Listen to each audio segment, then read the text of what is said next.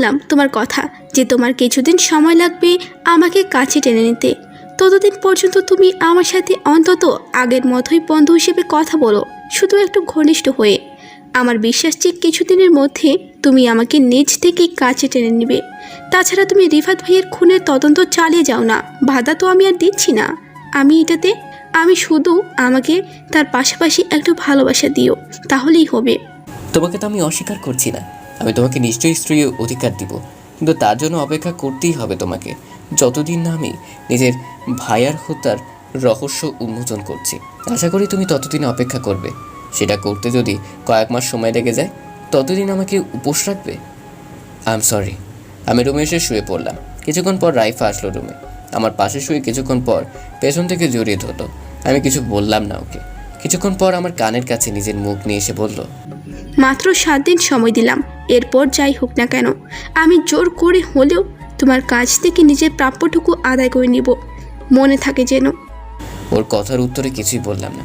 পরদিন সকালে ঘুম থেকে উঠে দেখি যে ও আমাকে পেছন থেকে জড়িয়ে ধরে ঘুমাচ্ছে। আমি নিজেকে হালকা করে ছাড়িয়ে নিয়ে উঠে পড়লাম। সেদিন ভার্সিটিতে ক্লাস করারও ছিল, নেওয়ারও ছিল আমার। রাইফাও বললো যে ও যাবে আজ ভার্সিটিতে। ওকে নিয়ে ভার্সিটিতে গেলাম। ক্লাস করানো হয়ে গেলে ওকে নিয়ে চলে আসলাম। বেশ কয়েকদিন কেটে গেল, কিন্তু আমি কিছুতেই ধরতে পারছি না আসল অপরাধীকে। আমি ভাইয়ের সকল বন্ধু বান্ধবদের সাথে আবার যোগাযোগ করলাম এটা জানার জন্য যে ভাইয়ের সাথে কারো কোনো শত্রুতা ছিল কিনা, কিন্তু সকলেরই এক কথা, ভাইয়া অনেক ভালো মনের মানুষ ছিল, তার সাথে কারো কোনোভাবে শত্রুতা হওয়ার সম্ভাবনাই নেই। বরং কেউ আগ বাড়িয়ে তার সাথে ঝগড়া করতে গেলে সে নিজেই সেখান থেকে দূরে চলে যেত।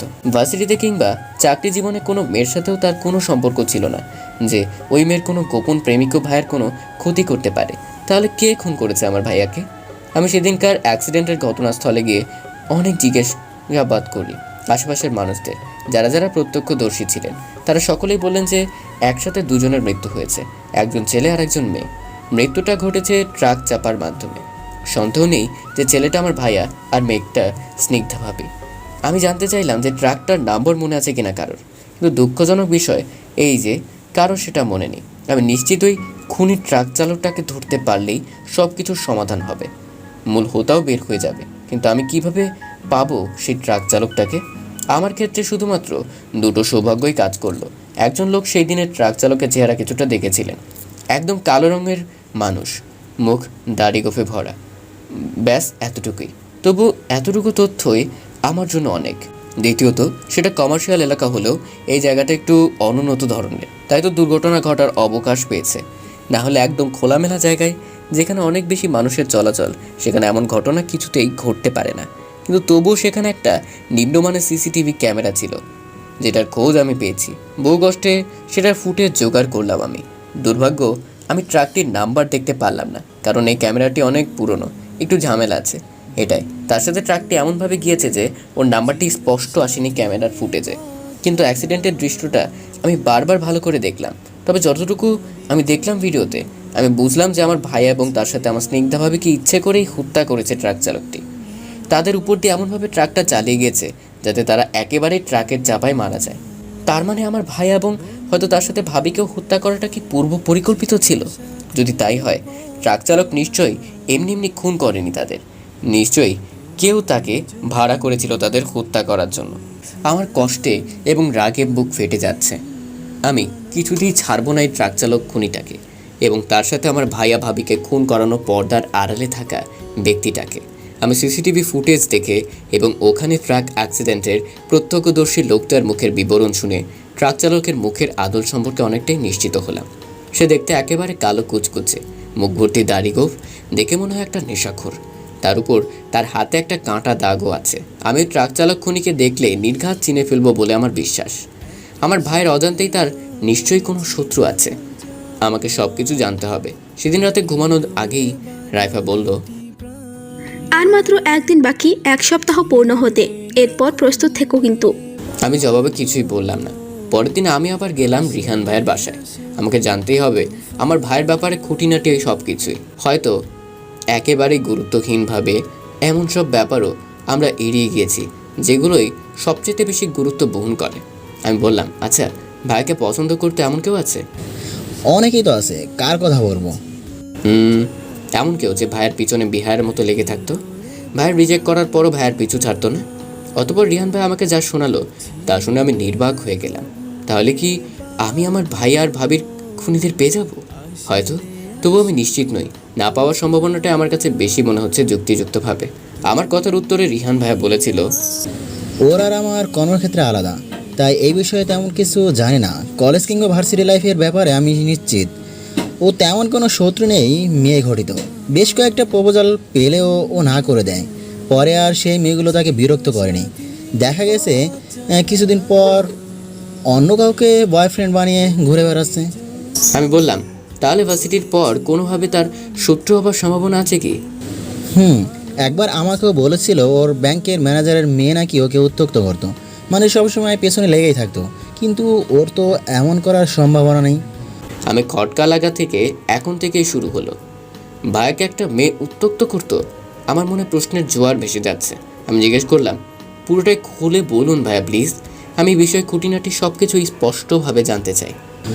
বলছি, রিফাতের ব্যাংকে যে বর্তমান ম্যানেজার আছেন তার মেয়ের নামটা জানো কি? সিমি। হ্যাঁ, সিমি। রিফাত একবার বলেছিল ওই বাজে মেয়েটা রিফাতের পেছনে একেবারে আঠার মতো লেগে থাকতো। কবে থেকে? আজ থেকে 2 বছর আগে থেকে রিফাতকে চাইতো। ম্যানেজার বাসায় একবার একটা পার্টিতে গিয়েছিল বেচারা রিফাত, সেখানে সিমিওকে দেখে আর ব্যাস পেছনে লেগে যায় আঠার মতো। এরপর? সিমি মেয়েটা রিফাতকে বিয়ে করার জন্য একেবারে পাগল হয়ে যায়, নিজের বাবাকে পর্যন্ত রাজি করিয়ে ফেলে এর জন্য। তাছাড়া রিফাত তখন চাকরিতে নতুন জয়েন করলেও সব দিক দিয়েই একজন যোগ্য পাত্র ছিল, তাই ওর ব্যাংকের ম্যানেজারের রিফাতকে নিজের মেয়ের আবদারে নিজেই জামা হিসেবে গ্রহণ করতে কোনো অসুবিধাই ছিল না। ম্যানেজার নিজে এসে রিফাতের কাছে নিজের মেয়ের বিয়ের প্রস্তাব রাখেন, কিন্তু রিফাত রাজি হয়নি। এই ঘটনা কি 2 বছর আগের না? 2 বছরের মতো আগের ঘটনা এটা।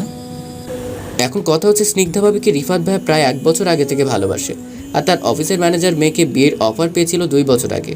মানে ভাইয়ার জীবনে স্নিগ্ধা ভাবি আসারও 1 বছর আগের ঘটনা এটা। তখন তো স্নিগ্ধা ভাবি ছিল না। তাহলে কি দেখে এত ভালো একটা বিয়ের সম্মত নাকচ করে দিয়েছিল ভাইয়া? আমার কথা শুনে রিহান ভাই একটু হেসে নিলেন, তারপর বললেন, ওইটা যে একটা ভালো বিয়ের সম্বন্ধ ছিল এটা কিভাবে বুঝলে তুমি? না হওয়ার কি আছে, বাবা ব্যাংকের ম্যানেজার। তাছাড়া আমার মনে হয়েছে যে ওই মেয়ের পুরো ফ্যামিলি স্ট্যাটাসই ভালো, তাই অনুমানের ভিত্তিতে বললাম আর কি। আমি ভুলও হতে পারি, আসলে আমি তদন্ত করছি তো, হ্যাঁ, তাই অনেক কিছুই ধরে নিতে হচ্ছে। ওই মেয়েকে আর ওর পরিবারকে আমি একদমই ব্যক্তিগতভাবে চিনি না, সামনাসামনি কোনোদিন দেখাও হয়নি। শুধুমাত্র রিফাতের মুখ থেকে শুনেছি ওর ব্যাপারে। এই মেয়ের ফ্যামিলি স্ট্যাটাস আমি রিফাতের মুখ থেকে যতটুকু শুনলাম একেবারে জঘন্য মনের হয়েছে আমার কাছে। এই মেয়ের বাবা মানে ম্যানেজার আর কি কতটা খারাপ জানো? তার বিরুদ্ধে নাকি নারী নির্যাতনের কেস আছে। এমনকি ওই লোক নাকি পতিতালয়েও যায় নিয়মিত, যেখানে তার নিজের ঘরের বউ আছে, সন্তান আছে। এইগুলো তার অফিসের কলিগদের সাথেও নির্লজ্জের মতো শেয়ার করে। আর সবচেয়ে বড় কথা কি জানো? রিফাত ওই লোকের মেয়েকে বিয়ে করতে না করে দেওয়ার পর রিফাতকে চাকরিচ্যুত করতে চেয়েছিলেন তিনি। তার মেয়েকে রিফাতের ভালো লাগে না, নাই লাগতে পারে, তাই বলে রিফাতের ক্ষতি কেন করতে চাইবেন তিনি? শুধুমাত্র তার চরিত্রহীন বাজে মেয়েকে বিয়ে করতে অস্বীকার করেছে এজন্য। এখান থেকে আরও ভালোভাবে বুঝতে পারছো নিশ্চয়ই যে কতটা খারাপ সে। কিন্তু ভাগ্য ভালো, রিফাতের ব্যাংকের নিরাপত্তা ব্যবস্থা এবং নিয়মকানুন খুবই কড়া ছিল। কোনো কারণ ছাড়া কাউকে চাকরি থেকে বের করতে পারে না কেউ সেখানে, সেটা হোক ম্যানেজার কিংবা তার চেয়েও উচ্চপদস্থ কেউ। তাই অনেক চেষ্টা করেও রিফাতকে পারেনি এই ম্যানেজার বাচ্চা চাকরিচ্যুত করতে, কারণ রিফাতের কোনো ক্ষতিই ছিল না, বরং এই ম্যানেজার নিজেই কর্মচোর ছিল। তাই কিছুদিন রিফাতকে জ্বালানোর পর রিফাত উল্টো যখন তার ওপর অতিষ্ঠ হয়, তার কাজের গাফিলতিগুলো কর্তৃপক্ষের নিকট তুলে দেখানোর হুমকি দিল, তখন গিয়ে বেটা শান্ত হলো। কিন্তু তাদের মধ্যকার রেষারেষিটা রয়ে গিয়েছিল। তবুও এই ম্যানেজার মনে হয় না ওকে খুন করতে পারে, কারণ খুন করার মতো শত্রুতা নয় এটা। এতক্ষণ ধরে রিহান ভাইয়া যা যা বললেন তার পুরোটাই আমার অজানা ছিল। বলতে গেলে ভাইয়া চাকরিতে জয়েন করার পর থেকেই আমাদের মাঝে সম্পর্ক ঠিক থাকলেও কথা বলার পরিমাণটা ব্যস্ততার কারণে কমে গিয়েছিল। তার কারণ ভাইয়ার অফিস এবং আমার পড়ালেখার চাপ। ভাইয়া প্রমোশনের জন্য অনেক ব্যস্ত থাকতো, আর আমি নিজের লেখাপড়ায় সেরা হওয়ার জন্য এতটাই মগ্ন হয়ে গিয়েছিলাম। তাছাড়া এসব কথাবার্তা বাসার লোকজন বাদে বাইরের বন্ধুবান্ধবদের সাথে শেয়ার করা হয় বেশি। তাই তো এসব খবর আমার চেয়ে রিহান ভাই ভালো জানে ভাইয়া সম্পর্কে। কিন্তু এখনও আমার সকল প্রশ্নের উত্তর জানা হয়নি। আমি জিজ্ঞেস করলাম, এসব বুঝলাম, কিন্তু এই সিমি নামের মেয়েটার কি হলো? ওর মধ্যে কি কি খারাপ গুণ ছিল যে জন্য ওকে পছন্দ করা যেত না? মানলাম যে ওর বাবা খারাপ, কিন্তু ওর মধ্যেও কি খারাপ কোনো গুণ ছিল যার জন্য সে তাকে বিয়ে করতে চায়নি? নাকি শুধুমাত্র তার বাবা খারাপ দেখেই না করেছিল? আমার কথায় রিহান ভাইয়া একটা তাচ্ছিলের হাসি দিয়ে বললেন, ওই মেয়ের বাবা মানে রিফাতের ব্যাংকের ম্যানেজার নিজের মেয়ের চেয়ে কিছুটা হলেও আমার মতে ভালো ছিলেন, জানো, অন্তত আমার সেটাই মনে হয়। আমি আশ্চর্য হয়ে বললাম, মানে? এবার রিহান ভাইয়া বলা শুরু করলেন, ওই মেয়ের চরিত্র অনেক খারাপ ছিল। এটা রিফাতের সৌভাগ্যের কারণে সেটা আগেভাগেই জানতে পেরেছিল। অনেক ছেলের সাথে ও মেলামেশাই ছিল। আমি বললাম, অনেক ছেলের সাথে মেলামেশা থাকলে সিমি ওই ছেলেদের মধ্যেই কাউকে বিয়ে করে ফেলতো, শুধু শুধু আমার ভাইয়ার পেছনে কেন লেগেছিল? একজন ছেলে অনেক মেয়ের সাথে এবং একজন মেয়ে অনেক ছেলের সাথে মেলামেশা করতেই পারে, কিন্তু বিয়ে করতে পারে না তাদের, কারণ বিয়ে কেবলমাত্র পারফেক্ট মানুষকেই করা যায়। আর বিয়ের জন্য তোমার ভাইকেই তার পারফেক্ট মনে হয়েছিল। আমার কিছুটা বুঝে আসছে ব্যাপারটা। আমি বললাম, ভাইয়া কিভাবে জেনেছিল যে সিমি নামের মেয়েটার চরিত্র খারাপ? ও অনেক ছেলেদের সাথে সম্পর্ক করে। রিফাতের অফিসের পাশেই একটা আবাসিক হোটেল আছে। ও একবার দেখে ফেলে যে সিমি একটা ছেলের হাত ধরে হোটেলের ভিতরে ঢুকছে। তখনও সিমি রিফাতকে বিয়ের প্রপোজাল দেয়নি। ভাগ্যিস এই ঘটনার পর বেশ কয়েকবারই রিফাত সেই হোটেলের দিকে নয় নিজে কিংবা পরিচিতদের নজর রাখত। এরপর জানতে পারে যে এই মেয়ে একদিন এক ছেলের সাথে এই হোটেলে গিয়ে সময় কাটায়। এই কথাটা শুনে আমার মাথাটা ধরে আসছে, তবুও নিজেকে শান্ত করে আবার জিজ্ঞেস করলাম, এটা কি সিমির বাবা জানে না? মানে অফিসের পাশে আবাসিক হোটেলটা, আর যেহেতু ভাইয়ার নজরে পড়েছিল তাই ম্যানেজার মানে সিমির বাবারও তো জানা উচিত ছিল এটা। রিহান ভাইয়া মুচকি হেসে বলল, না জানার কারণ কি? জানতো তো নিশ্চয়ই। বাপ মেয়ের স্বভাব মিলে যাওয়াটা কি অস্বাভাবিক কিছু? আমার তো মনে হয় যে ওই লোক নিজের মেয়ের এহেন কাজকে সমর্থন করতেন। তাহলে ব্যাপারটা খালি একবার ভেবে দেখো, এই মেয়ে বিয়ের আগে একের পর এক ছেলের সাথে শারীরিক সম্পর্ক করে, নিজের সতীত্বকে বারবার ধুলোর সাথে মিশিয়ে দেয় শুধুমাত্র শারীরিক ক্ষুধা নিবৃত্তির জন্য। এমন মেয়েকে দেখে শুনে কোনো ভদ্র ঘরের ছেলে বিয়ে করতে চাইবে? আমার তো ওই মেয়ের যদি এতটাই শারীরিক অস্ফীতি থাকে, দৈহিক জ্বালায় কতরাতে থাকে, এতটাই যে তার প্রায় একদিন এক পুরুষের সাথে করতে হয়, তাহলে সে আগেই কেন কোনো শক্ত সামর্থ্য পুরুষকে বিয়ে করে ফেললো না? কেন সে বারবার নিজেকে এসবের অপবিত্র আস্তে করে চেয়েও নিকৃষ্ট বানাচ্ছে? আমি একটা দীর্ঘশ্বাস ছেড়ে বললাম, এগুলো বলে কাজ নেই ভাইয়া, যে খারাপ সে খারাপই থাকবে। এখন বলেন, ওই মেয়ে আমার ভাইকে খুন করেছে, এটার সম্ভাবনা কতটুকু? আমাকে অবাক করে দিয়ে রিহান ভাই বলল, আমার মতে একেবারেই নেই। কি? হ্যাঁ, আমার মনে হয় না যে সিমি রিফাতকে খুন করেছে। কিন্তু এটা কিভাবে মানবো বলেন? সিমির মতো হিংস্র একটা মেয়ে যে ভাইয়া তাকে বিয়ে করার জন্য রিজেক্ট করার পরও ভাইয়ার ক্ষতি করবে না, এমনটা আমার কাছে অবিশ্বাস্য মনে হয়। সিমির বিয়ে হয়ে গিয়েছিল। হোয়াট? সিমি কিন্তু লাগাতার প্রায় 2 বছরের মতো তোমার ভাইকে বিয়ের জন্য চাপ দিয়েই যাচ্ছিল, কিন্তু তোমার ভাইয়া বরাবরের মতো না করে দিত। আচ্ছা ভাইয়া, ভাইয়া কি কখনো ওই মেয়েকে ওর নষ্ট চরিত্রের বর্ণনা দিয়ে চিরদিনের মতো তার জীবন থেকে সরে যাওয়ার জন্য শক্তভাবে বলেনি? না, এমনটা রিফাত করেনি। এমনকি রিফাত যে সিমির এইসব কুকীর্তি সম্পর্কে জানতো, এটা সিমি কখনো জানতে পারেনি। রিফাত যেমন ছিল সেটা তো তুমি জানতেই। কারোর সাথে কোনোভাবে কোনো ঝামেলায় জড়াতো না, দরকার পড়লে সবসময় চুপ থাকতো, কিন্তু তবুও কারো পেছনে লাগতো না বা ক্ষতি করার মতো কাজ করতো না। ও যদি সিমিকে বলে দিত যে সিমির যেসব কুকীর্তি সম্পর্কে অবগত, তাহলে সিমি ভয় পেয়ে যেত। সবসময় ভাবতো যে রিফাত সিমির এই কুকীর্তি সবাইকে বলে দিতে পারে যে কোনো সময়, তাই ভয়ে সিমি রিফাতের কোনো বড় সময়ের ক্ষতিও করতে পারতো। এজন্যই রিফাত কখনো সিমিকে বলেনি যে ও সিমির কুকীর্তি সম্পর্কে অবগত ছিল। সে ভদ্রভাবেই সিমিকে প্রত্যাখ্যান করতো বারবার। আমি এই পর্যন্ত সব কিছু বুঝতে পারলেও এটা বুঝতে পারছি না যে সিমি তাহলে কাকে বিয়ে করলো আর এখন কোথায় আছে সে? সত্যি কি সে ভাইয়ার খুনি হওয়ার সম্ভাবনা রাখে? আমি পুনরায় জিজ্ঞেস করলাম, এরপর? তোমার ভাই যে সিনিকদাকে 1 বছর আগে ধরে ভালোবাসতো, সেটা সিমি কোনোভাবে জেনে যায়। কয়েক মাস আগেই সিমি তোমার ভাইকে বারবার সিনিকদা থেকে দূরে যেতে বলে এবং তাকে বিয়ে করার জন্য জোরে করেও ব্যর্থ হয়। শেষমেশ আজ থেকে প্রায় 40 থেকে 45 দিন আগে, মানে রিফাতের মৃত্যুর প্রায় 1 মাস আগেই একজনকে সিমি বিয়ে করে নেয়। শুনেছি তার সাথে নাকি হানিমুনে ও দেশের বাইরে চলে যায়। অতএব আমার মনে হয় না যে সিমি এখনও খুনি, কারণ সে আগে যাই করে থাকুক না কেন, আমার মনে হয় না যে সে তোমার ভাইকে খুন করবে, কারণ তার তো ইতিমধ্যে বিয়েও হয়ে গেছিলো। তার সাথে যে নিজের স্বামীকে নিয়ে দেশের বাইরে, তোমার ভাইকে খুন করে কী লাভ? তার শুনি। কথায় যুক্তি আছে আপনার। তাহলে এখন কি করণীয় আমার? দেখো কি করতে পারো। আমার মনে হয় যে এটা নিছক একটি দুর্ঘটনা। এটা কিভাবে সম্ভব? আমি নিজে সিসিটিভি ফুটেজ চেক করেছি, সেখানে স্পষ্ট বোঝা যায় যে ভাই আর ভাবিকে ইচ্ছাকৃতভাবে ট্রাক চাপা দিয়ে হত্যা করা হয়েছে। আমার কাছে সন্দেহভাজন তেমন কেউ নাই। আচ্ছা, ঠিক আছে তাহলে। আমি তবুও নিজের সাধ্যমতো চেষ্টা করছি জানার। ধন্যবাদ ভাই। ধন্যবাদ কেন দোস্ত, আমি তার বেস্ট ফ্রেন্ড ছিলাম, এটা তো আমার একান্ত কর্তব্যের মধ্যেই পড়ে। কিছুটা হতাশা নিয়ে বের হলাম রিহান ভাইয়ার বাসা থেকে। কিভাবে সমাধান করব এই রহস্য? কিভাবে বের করব ভাই আর ভাবির খুনিদের? আমি কাউকে সন্দেহ করার পরপরই সে নির্দোষ প্রমাণিত হয়ে যায়। আমি কি করি এখন? আজ বাসায় যাওয়ার পর দেখে আমার রুমটা অনেক সুন্দর করে গোছানো। রাইফাকে জিজ্ঞেস করার পর বলল যে রাতেই জানতে পারবো সব কিছু। রাতে খাওয়া দাওয়া করে রুমে আসার পর দেখি রুমে রাইফা নেই, কিন্তু আমার জানা মতে রাইফা আজ আমার আগেই খেয়ে নিয়েছে। তাহলে এখন কোথায় ও? মেঘার রুমে হয়তো।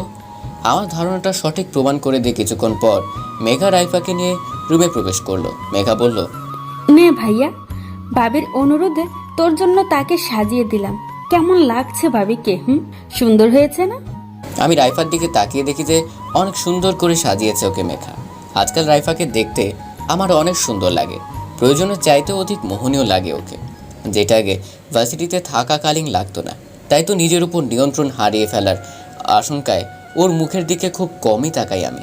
কেন ওর প্রতি এখন আমি এত আকর্ষিত হচ্ছি, এর উত্তরটা আমার এখনও অজানা। তার উপর এখন এমন সাজ দিয়েছে যে আমার পক্ষে চোখ ফেরানো দায়। মেঘা বলল, আসলে ভাবিও অনেক সুন্দর করে সাজাতে পারে জানো। গত 1 মাসে আমাকে অনেকবারই সুন্দর করে সাজিয়েছে। আমার বিয়ের সময়ও ভাবি নাকি আমাকে সাজিয়ে দিবে। আমার তাহলে আর আলাদা করে পার্লারে যাওয়া লাগবে না। তাই এর বিনিময়ে মাঝে মধ্যে আমিও ভাবিকে সাজিয়ে দিব। ডিল? এত তাড়াতাড়ি বিয়ের শখ কেন জেগেছে তোর? দাঁড়া, আব্বা আম্মুকে বলে তোর বিয়ের ভূত নামাচ্ছি। মেঘা দৌড়ে রুম থেকে চলে গেল। আমি দুষ্টুমি করে ওকে ধাওয়া করার উদ্দেশ্যে রুম থেকে বের হতে নিলেই রাইফা আমার হাত ধরে ফেলে। আমি বাধা পেয়ে ওর দিকে ঘুরে দাঁড়াই। দূর থেকে ওকে যতটা সুন্দর লাগছিল, একদম কাছ থেকে ওকে তার চাইতেও বহুগুণ বেশি সুন্দরী মনে হচ্ছে। আমি একটা ঘোরে চলে গেলাম, ওর দুগালে হাত রাখলাম। ওর নিজের দুহাতে আমার গলা জড়িয়ে ধরলো। আমার কি হলো জানি না, আমি ওর ঠোঁটে গভীরভাবে চুম্বন করতে লাগলাম। এরই মাঝে কখন যে ওকে কোলে তুলে নিয়েছি খেয়ালই নেই আমার সেটাতে। ওকে বিছানায় শুয়ে আমি ওর উপর উঠলাম।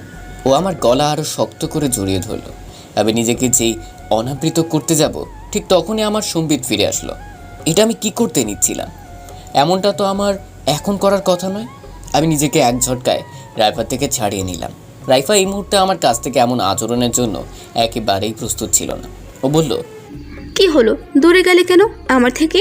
তুমি যেটা চাচ্ছ সেটা এখন কোনোভাবেই সম্ভব নয়। কিন্তু কেন? এতক্ষণ তো সব কিছুই ঠিক ছিল, তোমার নিজের সম্মতিও তো ছিল। আমি নিজের মধ্যে ছিলাম না এতক্ষণ। এত সুন্দর করে কেন সেজেছ? এটা এখন আমার পক্ষে কোনোভাবেই করা সম্ভব নয়। কেন? এমন অবস্থায় আমার রেগে যাওয়ার কথা, কিন্তু আমি রাগলাম না, কারণ রাইফা যেটা চাচ্ছে সেটার অধিকার অবশ্যই আছে তার। কিন্তু আমি যে পারবো না এটা এখন করতে। আমি বললাম, আমার ভাই আর ভাবির খুনিদের বের করা অবধি আমি পারবো না তোমার সাথে অন্তরঙ্গ হতে। প্লিজ আমাকে মাফ করো। বলে আমি উল্টো দিকে মুখ ঘুরিয়ে শুয়ে পড়লাম।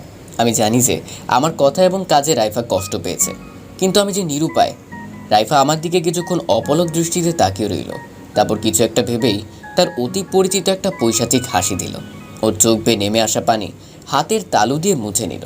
আমি ঘুমিয়ে যাওয়া অবধি আমার দিকে তাকিয়ে রইল। আমি ঘুমানোর পর আমার ঘাড়ে আলতো করে একটা চুমু খেয়ে পাশে শুয়ে পড়ল। সকালে ঘুম থেকে জেগে উঠে দেখি যে আমি রাইফাকে জড়িয়ে ধরে নিই। তার মানে কি রাইফা গতকালের ঘটনায় মন খারাপ করেছে? খুব খারাপ লাগছে আমার এখন এসব চিন্তা করে। আজ সকালে রাইফার সাথে তেমন কোনো কথা হয়নি। আমি ভার্সিটির পর বিকেলের দিকে পাশের এলাকায় গেলাম একটু একা একা ঘুরতে। যখনই কোনো জটিল বিষয় চিন্তা করার প্রয়োজন হয় আমি একা একা ঘুরে চিন্তা করতে পছন্দ করি, বিশেষ করে এই এলাকাতেই। সেখানে একটা টঙে বসে চা পান করছিলাম। হঠাৎ করে আমার পাশের বেঞ্চে একজন এসে বসলো। আমি তার দিকে ভালো মতো খেয়াল করে চমকে উঠলাম। এ কাকে দেখছি আমি? তাহলে কি আমি খুনিকে পেয়ে গেলাম? আমি ঠিক যেমনটা অনুমান করেছিলাম, ট্রাক চালকের মুখের আদল ঠিক তেমন চেহারারই একজন আমার পাশে এসে বসলো। কালো কুচকুচে মুখের দাড়ি গোঁফ ভরা, সাথে দেখতে গাঞ্জাখোরদের মতো লাগছে। সে ফুল হাতে একটা নোংরা সাদা শার্ট গায়ে দিয়ে রাখায় তার হাতে দাগ আছে কিনা বুঝতে পারছি না। এই গরমের মাঝে কিভাবে ফুল হাতা পড়ে আছে লোকটা, তার কি গরম লাগে না? খালি একবারের জন্য হাতাটা একটু উপরে উঠালেই হয়। দেখি একটু অপেক্ষা করে কিছু দেখা যায় কিনা। লোকটা দোকানদারের কাছে 1 কাপ চায়ের অর্ডার দিল। আমি লোককে টার্গেট করে তার লেভেলেরই কথা বলা শুরু করলাম। আজকালকার দিন বড়ই ভালো যাচ্ছে। দেশের আইনকানুন ফাঁকি দিলেও পুলিশ ধরতে পারে না। একটু চেষ্টা করলে পুলিশের চোখ ধুলো দিয়ে খুন করেও পালিয়ে যাওয়া যায়। সেখানে সামান্য চুরি করে পগার পার হওয়াটা তো মামুলি ব্যাপার। এটা একদিক দিয়ে ভালোই হলো আমার জন্য। এত কষ্ট কোন ছাগলে করবে, হ্যাঁ, জীবনে উপরে ওঠার জন্য? তার চেয়ে বরং যতদিন সুযোগ পাচ্ছি ততদিন একটু এভাবেই আইন ফাঁকি দিয়ে 2-4 পয়সা বাড়তি কামাই করলে মন্দ কি? আমার কথা শুনে দোকানি যেন আকাশ থেকে পড়লেন। আমি তার নিয়মিত খদ্দের না হলেও আমাকে মোটামুটি চিনেন তিনি। আমার মতো শিক্ষিত এবং তার যারা মতো ভদ্র একটা ছেলের মুখ থেকে তিনি কখনোই এমন কথা আশা করতে পারেনি। তিনি বললেন, কি কন আপনি ভাই? আপনার মতো এত শিক্ষিত মানুষ এমন কথা কইতাছে? নয়তো কি, আমি একটা শিক্ষক। আমার পড়ানো ভালো হলে আমাকে প্রমোশন দিবে। উল্লেখযোগ্য আকারে ভালো হলে হয়তো অন্য ভার্সিটিতে পার্ট টাইম লেকচারের জন্য ডাকতে পারে। হয়তো আমার ব্যক্তিগত কিছু ছাত্র জুটতে পারে। কিন্তু এসব হতে অনেক বছর লাগবে। টাকা ইনকাম করার জন্য এত বছর আমি বেহুদা বসে থাকবো? আমার কি শখ আহ্লাদ নেই? আছেই যখন, সাথে পরিবার আর বউও আছে। তাই আমি এই 2 নাম্বারই করবই। আমার জীবনে টাকা দরকার, টাকা। ভালো মানুষের উপাধি আমাকে ভাত দিবে না, বুঝলেন? আমার এহেন কথায় দোকানি মর্মাহত হলেও আমার সন্দেহভাজন লোকটি মনে হয় আমার কথাগুলো শুনে বেশ অনেকটাই খুশি হয়ে গেল। সে আমার দিকে তাকিয়ে মুখে একটা হাসির রেশ ফুটিয়ে তুলেছে। আমার প্ল্যান মনে হয় কাজ করেছে। সে এবার প্রথমবারের মতো মুখ খুলল। দোকানদারকে উদ্দেশ্য করে বলল, আরে ভাই, এটা তো ঠিকই আছে। এত ভালো মানুষের মতো জীবনে পার করার কথা মুখে বলাই মানায়, বুঝলেন? এই তো ব্যাটার মুখের বুলি ছুটতে আরম্ভ করেছে। দেখে একে ভুলিয়ে ভালিয়ে আসল সত্যিটা বের করা যায় কিনা। আমি আবার বললাম, আগে আমিও ভাবতাম যে ভালো মানুষ হওয়াটাই জীবনে বড় কিছু, কিন্তু ইদানিং বাস্তবতা সম্পর্কে জ্ঞান হওয়ার পর থেকে বুঝতে পারি যে কতটা ভুল ছিলাম আমি এতদিন। আসলে বলতে গেলে ভালো মানুষের কোনো ভাতই নাই বর্তমান দুনিয়ায়। তাই ভাগ্যিস সময় থাকতে আমি এটা বুঝতে পেরেছি। এখন মোটামুটি সৌভাগ্যের বদলতে আর নিজের এতদিনের সুপ্ত দুর্বুদ্ধিতে কাজে লাগিয়ে বেশ ভালোই চলছে আমার জীবন। আমার কথায় দোকানি বেচারা একেবারেই হতভম্ব হয়ে গেলেন। সে কোনোদিন হয়তো কল্পনাতেও ভাবতে পারেনি যে আমি এমনটা বলতে পারি। আমাকে বেশ কয়েক বছর ধরেই চিনেন তিনি। এতদিনের আমির সাথে যেন আজকের এই মুহূর্তের আমির বড্ড অমিল খুঁজে পাচ্ছেন তিনি। আমার নিজের ব্যক্তিত্ব সাময়িকভাবে ওনার নিকট খারাপ বানানো নিজের কাছেই খারাপ লাগলেও সেটাকে আমলে নিলাম না। কিন্তু আমার কথায় সন্দেহভাজন লোকটা আগ্রহ পেয়ে বসলো, বলল, যাই হোক, আপনার মতো শিক্ষিত ভাই ও তাহলে জীবনে সফল হওয়ার পথটাও জায়গা পাইল না। খালি আফসোস এটা যে আপনার মতো সবাই এটা বুঝতে পারে না। আরে মিয়া, জীবনে দুর্নীতি না করলে টাকা আসে না। হ্যাঁ, আমি হলপ করে কইতে পারুম। আমি নিজেও ট্রাক চালক হয়েও আমার কাছে অনেক শিক্ষিত মানুষের চেয়েও বেশি টাকা আছে। হ্যাঁ। লোকটা ট্রাক চালক? তার মানে অর্ধেক সন্দেহ আমার সত্যি হয়ে গেছে, বাকি অর্ধেক মিলাতে হবে। বললাম, ভাই, তবে যত কম মানুষ দুর্নীতি করবে, অবৈধ কাজ করবে, ততই আমাদের মঙ্গল। সবাই একসাথে খারাপ কাজ করা শুরু করলে আবার কোনো লাভ হবে না। তাই দোয়া করি অধিকাংশ মানুষ যেন ভালো থাকে। আর মাঝে আমরা একটু 2 নম্বরই করে আঙ্গুল ফুলিয়ে কলা কাজ করি নিজেদের, কি বলেন? বলে একটা চোখ টিপ দিলাম লোকটার পানে তাকিয়ে। আমার কথায় লোকটা সম্ভবত মজা পেয়েছে, তাই তো এটা শোনা মাত্র একটা বিকট অট্টহাসি দিল। সেটাতে কি বিভৎস লেগেছে আমার কাছে, সাথে ওর হাসির শব্দটা যে কতটা বিষাক্ত মনে হয়েছে আমার কাছে, সেটা আমার পক্ষে বলে বোঝানো সম্ভব নয়। কিন্তু আমি আমার আচরণে সেটা বুঝতে দিলাম না তাকে। সে তার হাসি থামলে বলতে লাগলো, তাই ভাই, কেমন দুর্নীতি করছেন জীবনে শুনি একটু। আমি একটা হাসি দেওয়ার চেষ্টা করলাম। এই তো কিছুদিন হলো করছি। যেমন ধরেন, ছাত্রদের কাছ থেকে পরীক্ষায় 5 নম্বর দেওয়ার জন্য অবৈধভাবে টাকা নেওয়া, ভার্সিটির বিভিন্ন অনুষ্ঠান থেকে টাকা মারা, আরও আছে আর কি। নিজের বিরুদ্ধে সব ডাহা মিথ্যে বলতে গিয়ে আমার নিজের গলা বিষিয়ে গেল, কিন্তু আর যে কোনো উপায় নেই। লোকটা এবার বলল, এগুলো তো কিছু না ভাই, আমার 50 বছরের জীবনের চেয়েও বেশি বড় পাপ করছি আমি। আপনারে বিশ্বাস করা যায়, তাই কইতাছি। আমার হৃদয়ে আসার আলোয় উজ্জ্বল হয়ে গেল। নিজের কৌতূহল আড়াল করে জিজ্ঞেস করলাম, যেমন? এমন নৃশংস পৈশাচিক কথা শুনে আমার মাথা ঘৃণায় গুলিয়ে গেল। তবু আমি সেটাকে অনেক কষ্টে আড়াল করে বললাম, তারপর আর কি, বউ মইরা গেল। তাছাড়া বউ মরলে আমার কি আসে যায়? বউয়ের কাজ হইল শরীরের চাহিদা মেটানো। শরীরের চাহিদা বউ বাদে অনেক মেয়ে দিয়ে মেটানো যায়। তাছাড়া আমার বউ মুটকি হইয়া গেছিল, ওর লাগে ইয়া কইরা তো আর তেমন মজা পায় না, তাই মাইরা ভালোই হয়েছে, আপদ কমছে। আপনার পরিবার আর কেউ নাই? এটা পোলা আসছিল, ওরও মাইরা ওর চোখের সামনে খুন করার পর ভুলেও আমার সামনে শব্দও করতে পারো না। এরপর একটা মায়েরে বিয়া কইরা কই জানি গেল গা, আর খোঁজ খবরই নাই। কিন্তু এতে আমার কোনো আফসোস নাই, আমি আমার মতো বিন্দাস জীবন কাটাচ্ছি। টাকার বিনিময়ে কাম করো, টাকা লইয়া ফুর্তি করো, মদ খাও, গাঁজা খাও, জীবনে আর কি লাগে? এরপর নরপশুতুল্য মানুষে যে পৃথিবীতে বিদ্যমান, এই লোকটাকে না দেখলে আমি হয়তো কোনো কালেই বিশ্বাস করতে পারতাম না। আমি এখন মোটামুটি নিশ্চিত যে ওই খুনি আমার ভাই আর ভাবি, খালি একটু জিজ্ঞাসাবাদ করা বাকি। তাছাড়া সে এখনও কিছুটা হলেও নেশার ঘুরে আছে, তাই অপরিচিত লোকের সামনে সে মনে হয় না আর কিছু লুকোবে। এমনিতে অনেক কিছুই বলে দিয়েছে সে। আমি বললাম, ও ভালোই তো, তা ট্রাক চালানো বাদে আর কি করেন? এই তো এই 2 বছরে 3টা খুন করি, এতে কইরা যে টাকা পায় তাতে ফুরফুর ভাবেই বছর চলে যায়। বাহ, অসাধারণ। তা সর্বশেষ খুন কবে করলেন? এই তো কিছুদিন আগে এক জায়গায়, জানেন, এর জন্য বেশ ভালো টাকা পাইছি, পুরো 2 লাখ টাকা। লোকটা নিজের হাতে উঠে হাত চুলকাতে লাগলো। আমি স্পষ্ট সেদিনে দেখা কাটা দাগটা খেয়াল করলাম। ব্যাস, 2 2 4 মিলেই গেল। অবশেষে আমার মনের সমস্ত ক্রোধ একসাথে কাজ করা শুরু করে দিয়েছে, যেটার মধ্যে সামিল মূলত ভাই আর ভাবিকে খুন করার প্রতিশোধ। তার সাথে যুক্ত হয়েছে তার অতীতের করা বহু খারাপ কাজ করার জন্য উপযুক্ত শাস্তি দেওয়ার ইচ্ছে। আমি ফাঁকে একটা মেসেজ পাঠিয়ে দিলাম একজনকে।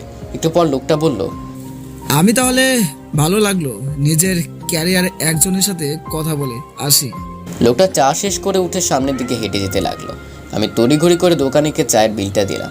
দোকানি বেচারা আমার মুখ থেকে আহেন কথাবার্তা শুনে এতক্ষণ স্তব্ধ হয়েই আমাদের কথাবার্তা শুনছিলেন। আমি তার ব্যাপারটা বুঝতে পেরে তাকে দ্রুততার সঙ্গে বললাম, ওই লোকটা আমার ভাই আর ভাবির খুনি। তাকে বসে আনার জন্য এতক্ষণ নিজের সম্বন্ধে বহু কষ্টে মিথ্যা কথা বলেছিলাম। আশা করি কিছু মনে করবেন না, আমি পরে আপনাকে সব কিছু বুঝিয়ে বলবো। এখন আসি। আমি দোকানের উত্তরের অপেক্ষা না করে দৌড় দিয়ে খুনির পিছনে যেতে লাগলাম। কিছু দূর যাওয়ার পর লোকটা বুঝতে পারলো যে আমি তাকে অনুসরণ করছি। সে আমার দিকে ঘুরে তাকালো। কি ব্যাপার, কিছু বলবে? লাগবে তো অবশ্যই। আমার কাছ থেকে আবার কি লাগবে আপনার?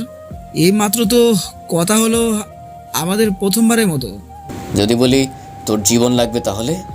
আমার কথা শুনে লোকটা বিস্মিত হয়ে গেল। তবে সে বুঝতে পারলো যে আমি তাকে হুমকি দিচ্ছি। সে বলল, আমার সাথে কি আপনার কোনো শত্রুতা থাকতে পারে? আমার ভাই আর ভাবিকে তুই খুন করেছিস, তার সাথে তোর আগের করা খারাপ কাজ তো আছেই। কি ভেবেছিলিস সারা জীবন পার পেয়ে যাবি এভাবেই? কিন্তু পাপ কিন্তু বাপকেও ছাড়ে না, তোকে আজ প্রায়শ্চিত্ত করতেই হবে। তোর নরক জীবন শুরু আজ হতেই। হুঙ্কার দিয়ে কথাটা বললাম আমি। বলে রাখা ভালো, যেই জায়গাটাতে তার সাথে আমি এই মুহূর্তে দাঁড়িয়ে আছি সেই জায়গাটা অনেকটাই নীরব। 2-4 জন একটু দূরে দাঁড়িয়ে আছে নীরব দর্শক হিসেবে। এমনটাই হয় সচরাচর। কেউ নিজের জীবনে ঝুঁকি নিয়ে তো দূর, সামান্য একটা সাহায্যের জন্য কারোর জন্য এগিয়ে আসে না। লোকটা এবার আচমকাই আমাকে আক্রমণ করে বসলো। লোকটার শরীরে ভালোই জোর আছে বলতে হবে, তবে নেশার ইফেক্ট তখনও কিছুটা বিদ্যমান থাকায় সে নিজের শরীরের শক্তিটাকে ঠিকমতো ব্যবহার করতে পারলো না। উপরন্তু আমিও খুব শক্তিশালী না হলেও দুর্বল নয়। সাথে নিজেকে কোনো মতে তেমন কোনো মারাত্মক আঘাত পাওয়ার হাত থেকে বাঁচিয়ে নিয়ে পাশে থাকা একটা পরিত্যক্ত লাঠি কুড়িয়ে লাগিয়ে দিলাম লোকটার মাথায় 3 ঘা। লোকটা মাটিতে লুটিয়ে পড়লো, তার মাথা ফেটে রক্ত পড়ছে। আমি যেই আর একটা আঘাত করতে যাব তাকে, ঠিক তখনই কেউ আমার হাত পেছন থেকে ধরে ফেললো। আমি তাকিয়ে দেখি আরমান ভাই, আমার বেস্ট ফ্রেন্ড জুনায়েদের বড় ভাই, পুলিশের এসআই বর্তমানে। তার সাথে বন্ধুর মতোই সম্পর্ক আমার। আসলে চা পান করার সময় আমি জুনায়েদকে আমার লোকেশন ট্র্যাক করে তার ভাইকে আমার সাথে নিয়ে আসতে বলেছিলাম। আমাকে বললেন তিনি, একেবারে মেরে ফেলবে নাকি? ছাড়ো বলেই আমার হাত থেকে লাঠিটা নিয়ে ফেলে দিলেন।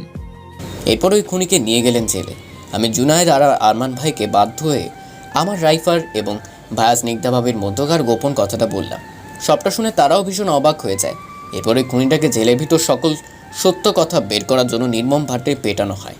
সে স্বীকার করে পুলিশের সামনে যে সেই ভাইয়া আর ভাবিকে খুন করেছে, পরিকল্পিতভাবে ট্রাক চাপা দিয়ে। সব কিছুই সে করেছে টাকার জন্য। খুন করার জন্য আগেই 2 লক্ষ টাকা পেয়েছিল সে, কিন্তু অনেক মারার পরও সে বলতে পারেনি কে তাকে টাকা দিয়েছিল এই দুটো খুন করার জন্য। সে বলেছে তাকে মেসেঞ্জারে একজন মহিলা কল দিয়ে বলেছিল এই খুন দুটো করতে। তার ব্যাংক অ্যাকাউন্টে টাকা পৌঁছে যায় সময় মতো খুন করার জন্য। তবে খুনের অর্ডার দেওয়া মহিলার কোনো পরিচয় দিতে পারেনি সে। সব কিছু শোনার পর একটু আশাহত হলাম। এখনও যে জানতে পারলাম না আমার ভাই আর ভাবির আর এক খুনিকে। সাথে নিজের মধ্যে প্রচণ্ড প্রতিহিংসার আগুন টকবক করছে। আমার মনের অবস্থা বুঝতে পেরে আরমান ভাই বললেন, চিন্তা করো না, আমরা আসল অপরাধীকে নিশ্চয় ধরতে পারবো, ধৈর্য ধরো। আর হ্যাঁ, এই নর্দমার কিটটার কুকুরের মতো মৃত্যু আমি নিজেই নিশ্চিত করব, চিন্তা করো না। ওর মৃত্যুটা আমার নিজের হাতে হলেই ভালো হতো। যাই হোক, আমি নিজের চোখে ওর মরণ দেখতে চাই। তাই হবে, ওকে মারার সময় আমি তোমাকে ডেকে আনা হবে। আমি বাসায় এসে পড়লাম। আমার অর্ধেক কাজ শেষ, কিন্তু এখনও যে অর্ধেক কাজ রয়ে গিয়েছে বাকি। প্রধান খুনিকে আমি কিভাবে ধরবো? পারবো কি ধরতে আমি? এইসবই ভাবছিলাম রাতে। আমাদের পরিবারে আমি আর রাইফা বাদে কেউ এই বিষয়ে জানে না। সম্পূর্ণ এটা সমাধান না করে আমি আর কাউকে কিছুই জানাবো না। আজ বাসায় আসার পর থেকেই রাইফাকে বেশ অনেকটাই খুশি খুশি মনে হচ্ছে। এটার কারণ অজানা, জানতেও চাইনি আর। কিন্তু আশ্চর্যের বিষয় এই যে ও বাসায় আসার সাথে সাথে কিভাবে যেন বুঝে ফেললো যে আমি আজকে মারপিট করেছি। ও হাতে পায়ে সামান্য আঘাত পেয়েছি। আমাকে দ্রুততার সহিত ওষুধ খাইয়ে দেয় এবং আঘাতপ্রাপ্ত স্থানগুলোতে মলম লাগিয়ে দিল আমি নিষেধ করা সত্ত্বেও। ও যে কীভাবে সব জানতে পারলো এটাই আমার কাছে এখন পর্যন্ত একটা রহস্যই রয়ে গেল। জিজ্ঞেসও করিনি আর যে ও কীভাবে জেনেছে এটা। রাতে ঘুমানোর ঠিক আগেই ও আমাকে এক গ্লাস পানির সাথে ওষুধ মিশিয়ে বলল খেতে। কিন্তু আমার জানা মতে তো আমি খাওয়ার পরপরই পেন কিলার নিয়ে নিয়েছি। তাহলে এটা কিসের জন্য? এটা আবার কী ওষুধ? একটা স্পেশাল পেন কিলার, সাথে ঘুম আসার টনিক। রাতে ব্যথার কারণে ঘুমে ব্যাঘাত করবে না। আমি তখন ব্যথাই তো পাইনি। একটু বেশি বেশি হয়ে যাচ্ছে না এটা? মোটেও না। আমি আমার হাজবেন্ডের একটু কষ্ট হতে দিব না। এতে তুমি না করার কেউ না। আমাকে এক প্রকারের জোর করেই সেই গ্লাসের পানিটা পান করে দিল। কিন্তু সেটার টেস্ট কিছুটা অদ্ভুত মনে হয় আমার কাছে। ব্যাপারটাকে স্বাভাবিকই ধরে নিই। আমি মোবাইল টিপায় মনোযোগ দিলাম। রাইফা রুমের দরজা ভিতর থেকে আটকে আমার পাশে এসে শুয়ে পড়ল। হঠাৎ করে আমার মাথা ঘুরতে শুরু করলো। আমি কোনো মতে টেবিলের উপর মোবাইলটা রাখার সাথে সাথেই এক লাফে রাইফা এসে আমাকে ধরে ফেলে। আমার মাথা ঘুরছে কেন এভাবে? আমি আগে অনেক মারপিট করেছি, কিন্তু এমন তো হয়নি। রাইফা আমার মাথাটা নিজের কাঁধে রেখে বলল, কিচ্ছু হবে না, তুমি একটু শান্ত হও, রিল্যাক্স। ধীরে ধীরে আমার মাথার স্মরণ ঘটে নিচের দিকে যেতে থাকে। রাইফা নিজের বুকের সাথে আমার মাথাটা শক্ত করে চেপে ধরে। মুহূর্তের মধ্যে আমি বুঝতে পারি যে কী ঘটতে চলেছে। আমি নিজেকে ছাড়িয়ে নেওয়ার চেষ্টা করেও পারছি না। বুঝতে পারলাম যে আমি অনেকটাই দুর্বল হয়ে গেছি। শেষমেশ নিজের সর্বশক্তি প্রয়োগ করে রাইফার বাহুবন্ধন থেকে নিজেকে মুক্ত করলাম। আমি কোনো মতে খাটের এক কোনায় গিয়ে বসলাম, মাথায় হাত দিয়ে এই আশায় যে আমি ঠিক হয়ে যাব এখনই। কিন্তু বিধি বা আমার মাথা ঘুরানো তো কমছেই না, বরং আমি আগের চেয়েও বেশি করে নিজের শরীরের উপর থেকে কন্ট্রোল হারিয়ে ফেলছি। ঠিক এই সময় রাইফা আমার কোলের উপর এসে বসলো। আমার দুগালে হাত দিয়ে মুখটা নিজের কাছে টেনে নিল। নিজের কপালের সাথে আমার কপাল ঠেকালো।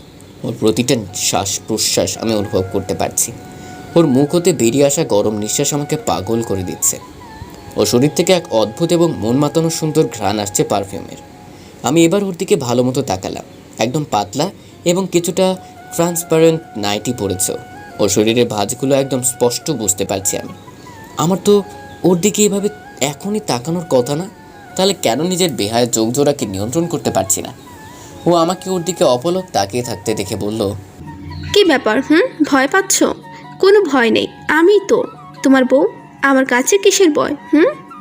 আমি জানি না আমার সাথে কী হচ্ছে। আমি নিজেকে কন্ট্রোল করতে পারছি না। তুমি নিশ্চয়ই ওষুধের সাথে কিছু মিশিয়েছো উল্টাপাল্টা, তাই না? বলতে গিয়ে আমার গলা ধরে আসছে। আমি আবার কি মেশাবো? একটা শয়তানি হাসি দিয়ে। আবার যদি মেশেও থাকি তো বেশ করেছি। আজকে আমি তোমার ভালোবাসা আদায় করেই ছাড়বো। তুমি শুধুই আমার। তোমার ভালোবাসা একমাত্র দাবিদার। চিরকাল আমি থাকবো। বলার সাথে সাথে আড়াআড়িভাবে দু হাতে আমার মাথার চুল খামচে ধরে আমার ঠোঁটের সাথে নিজের ঠোঁট দুটো মিলিয়ে দিল। ওকে বাধা দেওয়ার সাধ্য আমার ক্রমশই হারিয়ে যাচ্ছে। আমার মস্তিষ্ক আমাকে যদিও সামান্য ইশারা করছে এমনটা না করতে, কিন্তু আমার মন এবং বিশেষ করে আমার শরীর রাইফাকে খুব করে কাছে পেতে চাইছে। এক পর্যায়ে গিয়ে আমার মস্তিষ্ক আমার মন আর শরীরের কাছে হেরে গেল। আমি রাইফার কাছে আত্মসমর্পণ করলাম। নিজের অজান্তেই আমার হাত দুটো রাইফার তুলতুলে নরম কোমরে গিয়ে ঠেকলো। ওর কোমরে ধরে টান দিয়ে ওকে আমি নিজের সাথে মিশিয়ে নিলাম। আমার রেসপন্স পেয়ে রাইফা খুশি হয়ে আমাকে আরও শক্ত করে জড়িয়ে ধরলো।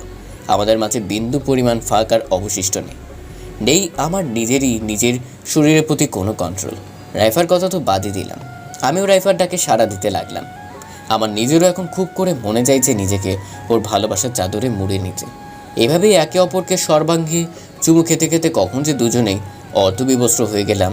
খাটে শুয়ে একে অপরকে গভীরভাবে আলিঙ্গন করে ধীরে ধীরে চূড়ান্তভাবে অন্তরঙ্গ হতে লাগলো আমাদের দুজনের দেহ। খেয়ালই নেই শেষবারের মতো যখন আমি একেবারে ক্ষণিকের জন্য নিজের সম্বিত ফিরে ফেললাম, তখন আমি রাইফার ওপর শুয়ে আছি। আমার পরনে অন্তর্বাস ব্যতীত আর কিছুটি নেই, আর সেটাও দুজনের অর্ধখোলা অবস্থায়। আমি শেষবারের মতো ওর সাথে মিলিত হওয়ার ইচ্ছাকে ক্ষণিকের জন্য বর্জন করতে সক্ষম হলাম। ওর থেকে আলাদা হয়ে কোনো মতে সেই অবস্থাতেই রুম থেকে বের হওয়ার জন্য যেই উঠতে নিব, ঠিক তখনই আমাকে টেনে আবার ওর উপর ফেলে দেয়। সাথে সাথে আমাকে আগের চেয়েও শক্ত করে হাত পা দিয়ে আষ্টে প্রাষ্টে জড়িয়ে ধরে। আমি ওর মুখের দিকে তাকালাম। ওর চোখে মুখে কামনার আগুন, সাথে ভালোবাসার আহ্বান। এই মুহূর্তে ওকে দেখতে অপূর্ব লাগছে আমার কাছে। ও আমার কাছে বিশ্ব সেরা সুন্দরী। আমি যেন ভুলে গিয়েছি যে একটা সময় ওকে আমি প্রচণ্ডভাবে ঘৃণা করেছিলাম। ভুলে গেলাম যে ওর থেকে নিজেকে দূরে রাখতে আমি নিজের সাথে প্রতিজ্ঞাবদ্ধ হয়েছিলাম। হারিয়ে ফেললাম নিজের প্রতি থাকা সর্বশেষ নিয়ন্ত্রণটুকু। বদ্ধ রুমটিতে বিছানার উপর কাঁথায় আবৃত পবিত্র বৈবাহিক বন্ধনে আবদ্ধ দুটি ভিন্ন লিঙ্গের মানবদেহ একে অপরের সাথে মিশে যাচ্ছে ধীরে ধীরে। সরে যায় তাদের মধ্যকার অন্তিম আবরণটুকু। দুজন দুজনার শরীরের উষ্ণতা বিনিময় করে একে অপরের মাঝে ভালোবাসা খোঁজায় মগ্ন হয়। হারিয়ে ফেলে নিজেদের অস্তিত্ব পরস্পরের মধ্যে। পূর্ণতা পায় দুজনের ভালোবাসার ঘনিষ্ঠতম মিলনে। পূর্ণতা পায় দুজনের স্বামী স্ত্রী নামক সম্পর্কটি। পূর্ণতা পায় দুজনেই একে অপরের গহীনে। মিলিত হয় আমাদের দেহ দুটো। মিলিত হই আমরা দুজনেই শ্রেষ্ঠ, পবিত্র এবং ঘনিষ্ঠতম ভালোবাসায়। পরদিন ভোরে ঘুম ভেঙে গেলে নিজের সাথে সাথে রাইফাকেও বিবস্ত্র অবশ্যই আবিষ্কার করি। মুহূর্তের মধ্যেই মনে পড়ে যায় গত রাতের কথা। আমি গত রাতের সব ঘটনাই আবছা আবছা মনে করতে পারছি। আমার এই মুহূর্তে প্রচণ্ড রাগ উঠছে। কিন্তু আশ্চর্যের বিষয় এই যে আমি এখনও ঠিক বুঝতে পারছি না যে রাগটা ঠিক কার বা কিসের উপর হচ্ছে। খালি এইটুকু বুঝতে পারছি যে আমার প্রচুর রাগ উঠছে। তবে এতটুকু বুঝতে পারছি যে রাগটা রাইফার উপর উঠেনি, কারণ ওর উপর আমি সচরাচরই রেগে যেতাম। তাই এখন রাগটা ওর উপর উঠলে আমি বুঝতে পারতাম, কিন্তু ওর প্রতি আমি রাগ অনুভব করছি না। তাহলে কি রাগটা আমার নিজের প্রতি? আমি এবার রাইফার মুখের দিকে তাকালাম। আমার বুকে একেবারে গুটিসুটি মেরে বাচ্চাদের মতো ঘুমিয়ে আছে। কি নিষ্পাপ লাগছে ওকে দেখতে। কে বলবে যে এই নিষ্পাপ চেহারার মেয়েটাই গত রাতে কি তুলকালাম কাণ্ডটাই না করেছে। আমি জানি না কি হলো আমার ঠিক। আমি সম্পূর্ণভাবে ওর উপর রাখতেও পারছি না।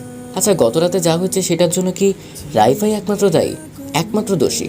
আমার কি কোনো ভূমিকাই নেই সেটাতে? আমি কি চাইলে পারতাম না সেটা রোধ করতে? জানি সে পানির সাথে হয়তো কিছু উল্টাপাল্টা মিশিয়েছিল, কিন্তু তবুও আমার মনে হয় যে আমি চাইলে ওকে আটকাতে পারতাম। কিন্তু কিভাবে? আমার নিজেরও কি মন চাইছিল ওকে কাছে পেতে? ধুর, এত সকালে এইসব চিন্তায় মেজাজ এলোমেলো হয়ে যাচ্ছে। আর তাছাড়াও এত কিছু এখন আর ভেবে বিশেষ কোনো লাভ নেই, কারণ গতরাতের ঘটনা কোনোভাবে অস্বীকার করা যায় না। সেটাকে মেনে নিতেই হবে, হোক সেটা আমার ইচ্ছায় কিংবা অনিচ্ছায়। কিছুক্ষণ পরেই রাইফার ঘুম ভেঙে গেল। ও আমার জাগ্রত মুখের দিকে কিছুক্ষণ তাকিয়ে রইল। পরক্ষণে যেই ওর মনে পড়ল আসল ব্যাপারটা, ওর মুখ লজ্জায় একেবারে লাল হয়ে গেল। ও এক লাফে আমার বুক থেকে উঠে বিছানার উপর থেকে নিজের কাপড়গুলো নিয়ে যেই নামতে যাবে, অমনি আমি খপ করে ওর হাত ধরে হ্যাঁচকা টানে পুনরায় নিজের বুকে নিয়ে আসলাম। ব্যাপারটা কিন্তু অনেক সিরিয়াস, তবুও আমার কেন জানি হাসি পাচ্ছে। কোনো মতে নিজের মুখে এক কৃত্রিম রাগ ফুটিয়ে তুলে ওকে কড়া গলায় বললাম, গতকাল রাতে যা করেছো তুমি, সেটার কিন্তু কোনো ক্ষমাই নেই। তাহলে কিভাবে তুমি ভাবলে যে শাস্তি না পেয়ে এভাবে পালিয়ে যেতে পারবে তুমি?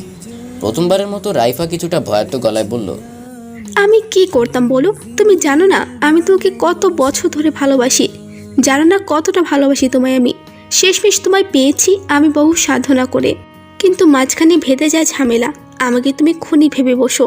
এরপর তোমার কথা মতোই আমি নিজেকে নির্দোষ প্রমাণ করি। শর্ত মোতাবেক কথা ছিল, আমি নিজেকে নির্দোষ প্রমাণ করতে পারলে তুমি আমাকে স্ত্রী হিসেবে মেনে নিবে। কিন্তু তুমি সেটা করোনি, শর্ত ভঙ্গ করেছো। তাই আমি বাধ্য হয়েছি এমনটা করতে। আমি কিছুটা রেগে গিয়ে বললাম, আর কিছুটা দিন অপেক্ষা করতে পারতে না তুমি? গতকাল ভাইয়ের খুন যেই ট্রাক চালক করেছে তাকে ধরতে পেরেছি। আমার ভাইয়ের আসল খুনিকেও তো ধরে ফেলবো, আমি আমার সম্পূর্ণ বিশ্বাস আছে। ততদিন অপেক্ষা করলে কি হতো যে গতকালে সব কিছু জোর করে ফেললে? আমার কথা এবার রাইফা আরও ভয় পাবার বদলে উল্টো নিজে রেগে গিয়ে আমার গলা হালকা চেপে ধরে বলে উঠে, যথেষ্ট হয়েছে। কি ভাবো তুমি নিজেকে? তুমি নিজেই কি সব কিছু পারো, বোঝো এটাই? আমি কিছু করি না, কিছুই বুঝি না, এমনটাই কি তোমার ধারণা আমার প্রতি? যদি তাই ভেবে থাকো তুমি, তাহলে আমি বলবো তুমি বেকার স্বর্গে পাশ করছো মিস্টার রেড। ওর কাছ থেকে আচমকা এরকম রেসপন্স আমি আশা করিনি।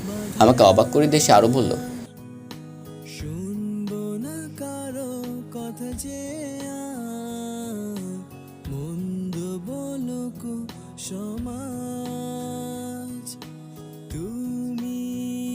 হিসাবটা তুমি নিজেই সহজ করে দিলে।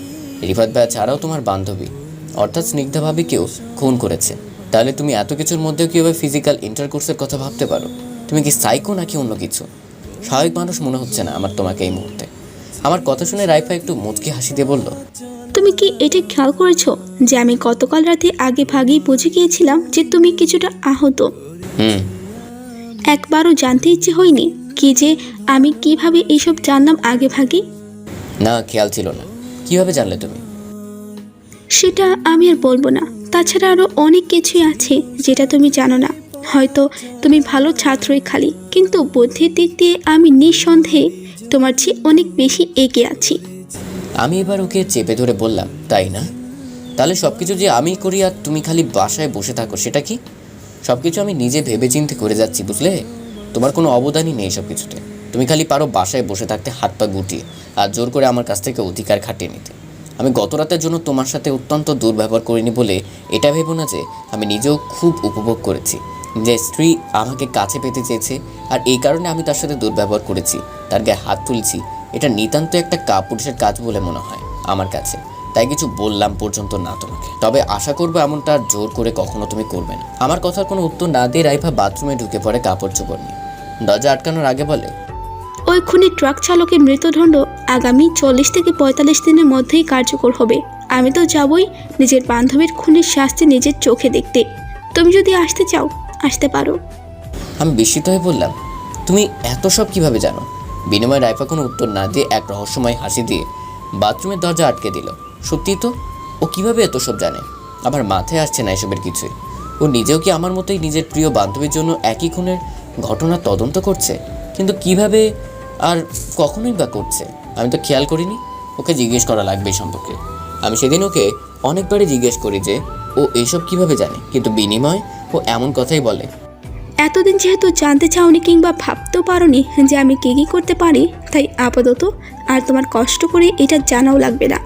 তুমি নিজেই তদন্ত করতে থাকো, আর আমি নিজের রাস্তা তো দেখছি। আমি আর কথা বাড়াইনি এই ব্যাপারে। মেয়েটা কতদিন আর লুকোবে নিজের রহস্যটা আমার কাছ থেকে, সেটা আমিও দেখে নিব।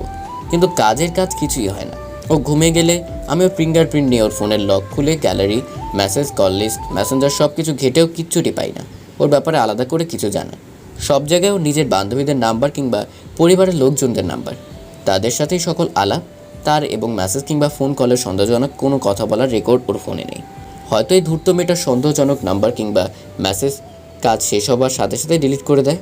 আমি রাতে ওর প্রতি খেয়াল রেখে দেখেছি যে ও কার সাথে কথা বলে কিংবা আসলে ঠিক কী করে এটা জানার জন্য। কিন্তু বিধিবাম ওর কোনো কিছুতেই সন্দেহজনক কিছু পাই না আমি। হয়তো একান্তই আমার আড়ালে ও কোনো কিছু করে খুবই সাবধানতা অবলম্বন করে, নয়তো এত সব কীভাবে জানে ও? এভাবে প্রায় 3 দিন চলে যায়, কিন্তু আমি না নিজের ভাই ভাবি খুনের আসামিকে ধরার কোনো ক্লু পাই, না রাইফার রহস্যের কোনো কিনারা পাই। আমি ক্ষুব্ধ হয়ে যাই। তাই ঠিক 3 দিনের মাথায় নিজের ব্যর্থতার দরুণই হোক বা রাগের বশে হোক, রাতে খাওয়া শেষ করে রুমে আসার পর হুট করে রাইফাকে শক্ত করে দেয়ালের সাথে চেপে ধরি, বেশ শক্ত করে ধরি। ও আমার কাছ থেকে ছাড়া পাওয়ার জন্য কিছুক্ষণ ছুটোছুটি করার পরও কোনো কাজ না হয় শান্ত হয়ে যায়। তবে আমি স্পষ্ট দেখতে পাচ্ছি যে ওর চোখে ব্যথা পাওয়ার দরুন পানি চলে এসেছে। তবু মনটাকে কিছুটা পাথর বানিয়ে ওকে বলি, অনেক ভালোভাবে কথা বলেছি তোমার সাথে, কিন্তু তুমি মানলে না। এবার ভালো ভালো একটা ভদ্রমের মতো বলে ফেলো দেখি, তোমার এত কিছু জানার উৎসটা ঠিক কী? নয়তো তোমার সাথে আমি কী থেকে কী করে ফেলি রাগের মাথায় আমি নিজেও কিছু জানি না। আমার কথা শুনে রাইফা ব্যথা পাওয়ার মাঝখানেও উল্টো তাচ্ছিলের হাসি এসে বলল, তুমি এছাড়া আর করতেই বা কী পারবে বলো তো? আমাকে সর্বোচ্চ আরও কষ্ট দিবে। ধরে নিলাম যে মেরেই ফেলবে, আমাকে একেবারে জানেই। এর চেয়ে বেশি আর কিছুই কিন্তু তুমি আমার সাথে করতে পারবে না। মরার ভয় নেই আমার। আমাকে নিশ্চয়ই তুমি খুব ভালোভাবে চিনে গিয়েছো। বিশেষ করে আমার জেদ সম্পর্কে নিশ্চয়ই তুমি সম্পূর্ণভাবে অবগত। আমি আজ পর্যন্ত যা যা চেয়েছি সবই হাসিল করে নিয়েছি, যেগুলোর মধ্যে তুমি নিজেও আছো। নিশ্চয়ই এটা অস্বীকার করতে পারো না তুমি। ঠিক এইভাবেই আমাকে 1000বার মেরেও তুমি আমার মুখ থেকে তোমার কাঙ্ক্ষিত কথাগুলো এই মুহূর্তে বের করতে পারবে না। আমি রাইফাকে ছেড়ে দিয়ে ওর কথাগুলো শুনে তারপর নিম্নস্বরে বলি, বলো না আমাকে তোমার সিক্রেট কথাগুলো। ছেড়ে দিলে কেন? এতটুকুতেই মন ভরে গেল নাকি তোমার? প্লিজ বলো। এইসব তোমার জেনে কাজ নেই, বুঝলে? দরকার পড়লে সময় হলে আমি তোমাকে সব কিছু সময় মতো জানিয়ে দেব, কেমন? ওর সাথে আমার সম্পর্ক যতই গভীরতার দিকে ধাবিত হোক না কেন, এখন মনে হচ্ছে ওকে আমি কোনোদিনও ঠিকমতো বুঝে উঠতে পারবো না। ওর কাজের কোনো যুক্তিযোগ্য ব্যাখ্যাই আমি খুঁজে পাই না। ও এমন কেন? আমার সাথে কেন সব কিছু শেয়ার করতে পারছে না? মানে চাচ্ছে না, কিন্তু কেন? আমি না ওর স্বামী হই, কিন্তু আমি নিজেও তো আমার তদন্তে ওকে আলাদা করে রেখেছি কোনো কারণ ছাড়াই। ও যদি দোষী হতো বা হওয়ার সম্ভাবনা থাকতো তবে আলাদা কথা ছিল, কিন্তু ও তো নিজেকে নির্দোষ প্রমাণ করে দিয়েছে। তবুও তো ওর সাথে আমি ঘনিষ্ঠ হতে চাইনি, যে সব কিছু এমনকি তদন্ত পর্যন্ত আমি চালিয়ে গিয়েছি ওকে ছাড়াই। তাহলে এখনও নিজেও যদি এমন করে আমার সাথে, তবে আমার মনে হয় না যে আমার থেকেও আলাদা করে এই ব্যাপারে কোনো কিছু বলার অধিকার আছে। কারণ ও তো কাছে আসতে চেয়েছিলই, আমি তো ওকে দূরে ঠেলে দিয়েছিলাম প্রথমে। সে রাতে যা হয়েছিল সেটা সম্পর্কে কিছুই ভাবতে চাই না। জানি না কবে সব কিছু স্বাভাবিক হবে। আমি বললাম, আচ্ছা, তবে আশা করি হানিকর কিছুই করবে না তুমি। রাইফা মুচকি এসে বলল, সেই ব্যাপারে নিশ্চিত থাকতে পারো তুমি। আই এম সরি, একটু আগে আমি তোমার সাথে খুবই বাজে ব্যবহার করে ফেলছি। আমি নিজেই তো তোমাকে আমার ব্যক্তিগত ব্যাপারে সব কিছু বলি না, সেখানে তোমার ব্যক্তিগত বিষয় সম্পর্কে আমার জানা আগ্রহ প্রকাশ করাটা অনেকদিকার চর্চাই বটে। তুমি যদি চাও তবে বাকি আর 10টা স্বাভাবিক এবং সুন্দর সুখী দম্পতির মতো আমরাও ইন্টিমেট হতে পারি। তোমার সময় লাগবে আমি জানি, বিশেষ করে এই পরিস্থিতিতে। তবুও চেষ্টা করতে তো দোষ নেই। আমার সাথে তো তোমার নিজের জীবনটাকে চিরকাল কাটাতে হবে। তদন্তের ব্যস্ততার জন্য ধীরে ধীরেই না হোক, তবে শুরুটা তো করতেই পারো এখন থেকে। তো করবে কি? বলে আমার দিকে এক হাত বাড়িয়ে দিল। আমি খানিকক্ষণ ওর দিকে নিষ্পলক তাকিয়ে সব দিক ভেবে দেখলাম, ওর কথা সত্যিই বটে। তাছাড়া তদন্ত চলুক না নিজের মতো, ওকে কাছে পেলে তার তদন্তের কাজেরও কোনো ক্ষতি হচ্ছে না। উপরন্তু ওর সাথেই আমাকে জীবন কাটাতে হবে। আমি যদি তদন্তের কাজের পাশাপাশি ওকেও সময় দেই, মানিয়ে নেওয়ার চেষ্টা করি, তবে দোষটা কোথায়? এমনিতেও ইচ্ছা কিংবা অনিচ্ছাই হোক, ওকে আমি স্ত্রীর অধিকার দিয়ে দিয়েছি। 1 মাসের কিছু সময় পরের ঘটনা। আজ আমি আর রাইফা, ওই ট্রাক চালক, আমার ভাইয়া আর ভাবির ঘাতকটার মৃত্যু নিজেদের চোখে দেখে এলাম। নিজের ভেতরটাতে অনেক ভালো লাগছে। সত্যি এমন হয় বুঝি? নিজের প্রিয় মানুষদের খুনিকে শাস্তি পেতে দেখলে সত্যি একরাশ এবং অবর্ণনীয় প্রশান্তি বয়ে বয়ে রুহের মধ্যে দিয়ে। আমি আমার ভাইয়ের একজন খুনির শাস্তি দেখতে পেলাম। এখন আমাকে এর মূল হোতার শেষ দেখে ছাড়তে হবে। এই 1 মাসে আমি আর রাইফা অনেকটাই একে অপরের কাছাকাছি চলে এসেছি। জানি না ভালোবাসতে পেরেছি কিনা, তবে ওর প্রতি আর ঘৃণা কাজ করে না এখন আমার। সেদিনের পর থেকেই আমি আমাদের সম্পর্কটাকে স্বাভাবিক করে তোলার চেষ্টা করি। শারীরিক সম্পর্ক করার পর স্বামী স্ত্রীর সম্পর্ক স্বাভাবিক করা কথাটা হাস্যকর নয় কি? অবশ্যই, কিন্তু কিছু কিছু মানুষ যারা এমন পরিস্থিতির মাধ্যমে যায়, তারাই কেবল বুঝতে পারে তাদের অবস্থাটা। বাকি দুনিয়ার মানুষের কাছে তাদের এই অবস্থার কথা চিরকালই হাস্যকর রয়েছে। তাদের এই সংকটপূর্ণ পরিস্থিতি বোঝার সাধ্য অন্য কারো নেই বললেই চলে। ও যে আমাকে ভালোবাসে এটা আমার কোনো সন্দেহই নেই, কিন্তু আমি এখনও ঠিক জানি না ওকে কতটা ভালোবাসতে পেরেছি। তবে অন্তত আমাদের সম্পর্কের অবনতি ঘটেনি সেদিনের পর থেকে। ও প্রতিদিন আমাকে জড়িয়ে ধরে ঘুমায়, নয়তো আমি নিজেই নিজেকে সকালে ঘুম থেকে জেগে ওর বুকে আবিষ্কার করি। ও আমার কাছে আসতে চাইলে আমি আর বাধা দিই না। নিজেরও মাঝে মধ্যে ওর কাছে যেতে ভালো লাগে, ওর স্পর্শ পেতে ভালো লাগে। আমরা এই 1 মাসে আরও 2 বার শারীরিকভাবে অন্তরঙ্গ হয়েছি। তবে জানি না যে ওর এর মধ্যে ভালোবাসা ছিল ঠিক, নাকি ছিল ভালোবাসাহীন যৌন চাহিদাই শুধু। তবে ওর সংস্পর্শে আসতে আমার পরবর্তীতে যার খারাপ লাগেনি এই ব্যাপারে আমি নিশ্চিত। এখন মন থেকে ওর জন্য শুধুমাত্র ভালোবাসার উপলব্ধি আসাটাই বাকি। এই 1 মাসে আমি শত চেষ্টা করেও আসল খুনিকে বের করতে পারিনি। ওই খুনি ট্রাক চালকটাও মৃত্যুর আগেও বলতে পারিনি যে তাকে কে অর্ডার দিয়েছিল ভাইয়া ভাবিকে খুন করার জন্য। তদন্তের কাজে অবশ্য আমি রাইফার কোনো সাহায্য নেইনি জেদের বসেই, কারণ আমাদের মধ্যে বাকি সব কিছু ঠিকঠাক থাকলেও এই একটা ব্যাপারে রেষারেষিটা রয়েই গিয়েছে। কারণ আমি যেমন জেদি, তার চেয়েও কয়েক গুণ বেশি জেদি ও কিছুতেই নিজের জ্ঞানের উৎপত্তি সম্বন্ধে মুখ খুলবে না। তবে আমি আশ্বাস দিতে পারি, ওর জন্য কিংবা ওর সাথে আমি অন্তরঙ্গ হওয়ার জন্য আমাদের তদন্তের কাজে কোনো ব্যাঘাত ঘটেনি। আমি এগোতে পারছি না শত চেষ্টার পরও, শুধুমাত্র একটা সূত্রের অভাবে, যেটা ধরে সামনে এগোতে পারি। অনেক চেষ্টা করেও পাচ্ছি না কোন শুরু। তবে আমার বিশ্বাস একজন খুনি যখন ধরা পড়ে শাস্তি পেয়েছে, আমার বিশ্বাস বাকি খুনিও ধরা পড়বে এবং কৃতকর্মের শাস্তিও পাবে। 2 দিন পর মাঝরাতে আমি গভীর ঘুমে আচ্ছন্ন। আর সারাদিন ভার্সিটিতে অনেক কাজ ছিল আমার, সেগুলো শেষ করে বাসায় আসতে আসতে সন্ধ্যা হয়ে গিয়েছিল। গতরাতে অনলাইনে অনেক কাজ করতে হয়েছিল আমার বিধায় আমি আজ অনেক পরিশ্রান্ত। বিছানায় শোয়ার সাথে সাথে ঘুমের সাগরে তলিয়ে যাই আমি। এমন সময় আমার ফোনটা বেজে ওঠে। ব্যাপার কি? এত রাতে তো আমাকে কেউ ফোন দেয় না। আমি ঘুমকাতো চোখে তাকিয়ে ফোনটা নিয়ে দেখি স্ক্রিনে রিহান ভাইয়ের নাম ভাসছে। আমি নিজেকে রাইফার থেকে আলতো করে ছাড়িয়ে উঠে বারান্দায় গেলাম তার সাথে কথা বলতে। হ্যালো রিহান ভাইয়া, আপনি এত রাতে?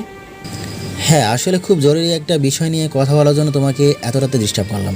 বিষয়টা কিভাবে বলবো বুঝতে পারছিস না। সমস্যা নেই ভাইয়া, বলে ফেলেন। সিমি দেশে ফিরছে কিছুদিন আগেই। তাতে কি হয়েছে? আপনার পূর্বের বক্তব্য অনুযায়ী তো সিমি দোষী নয়, তাহলে ওর ব্যাপারে মাথা ঘামানোর দরকার কি? তাছাড়া আপনিই বা ওর আগমনের কথা জানলেন কিভাবে? এরপর আমি রিহান ভাইয়ের কাছ থেকে যা শুনলাম সেগুলো শোনার জন্য মনে হয় না যে আমি কোনো কালেও প্রস্তুত ছিলাম। রিহান ভাইয়ের কথা শুনে আমি কোনো মতে নিজেকে সামলে নিয়ে বারান্দা হতে নিজের রুমের দিকে আসতে লাগলাম। অনেক হিসাব মেলানোর চেষ্টা করছি আমি এখন। আমাকে যে মিলাতেই হবে, তা আবার অতি শীঘ্রই। কিছুটা মানসিকভাবে বিধ্বস্ত অবস্থায় রুমে প্রবেশ করতেই দেখি রাইফা জেগে আছে। খাটের উপর বসে আছে মাটিতে পা দিয়ে, আমার দিকে মুখ করে আছে। চোখগুলো একেবারে লাল টকটকে মনে হচ্ছে ওর। আমার জানামতে কিছু কিছু মানুষ যখন রেগে যায় তখনও তার চোখ লাল হয়, আবার যখন অতিরিক্ত কান্না করে তখনও তার চোখ লাল হয়ে যায়।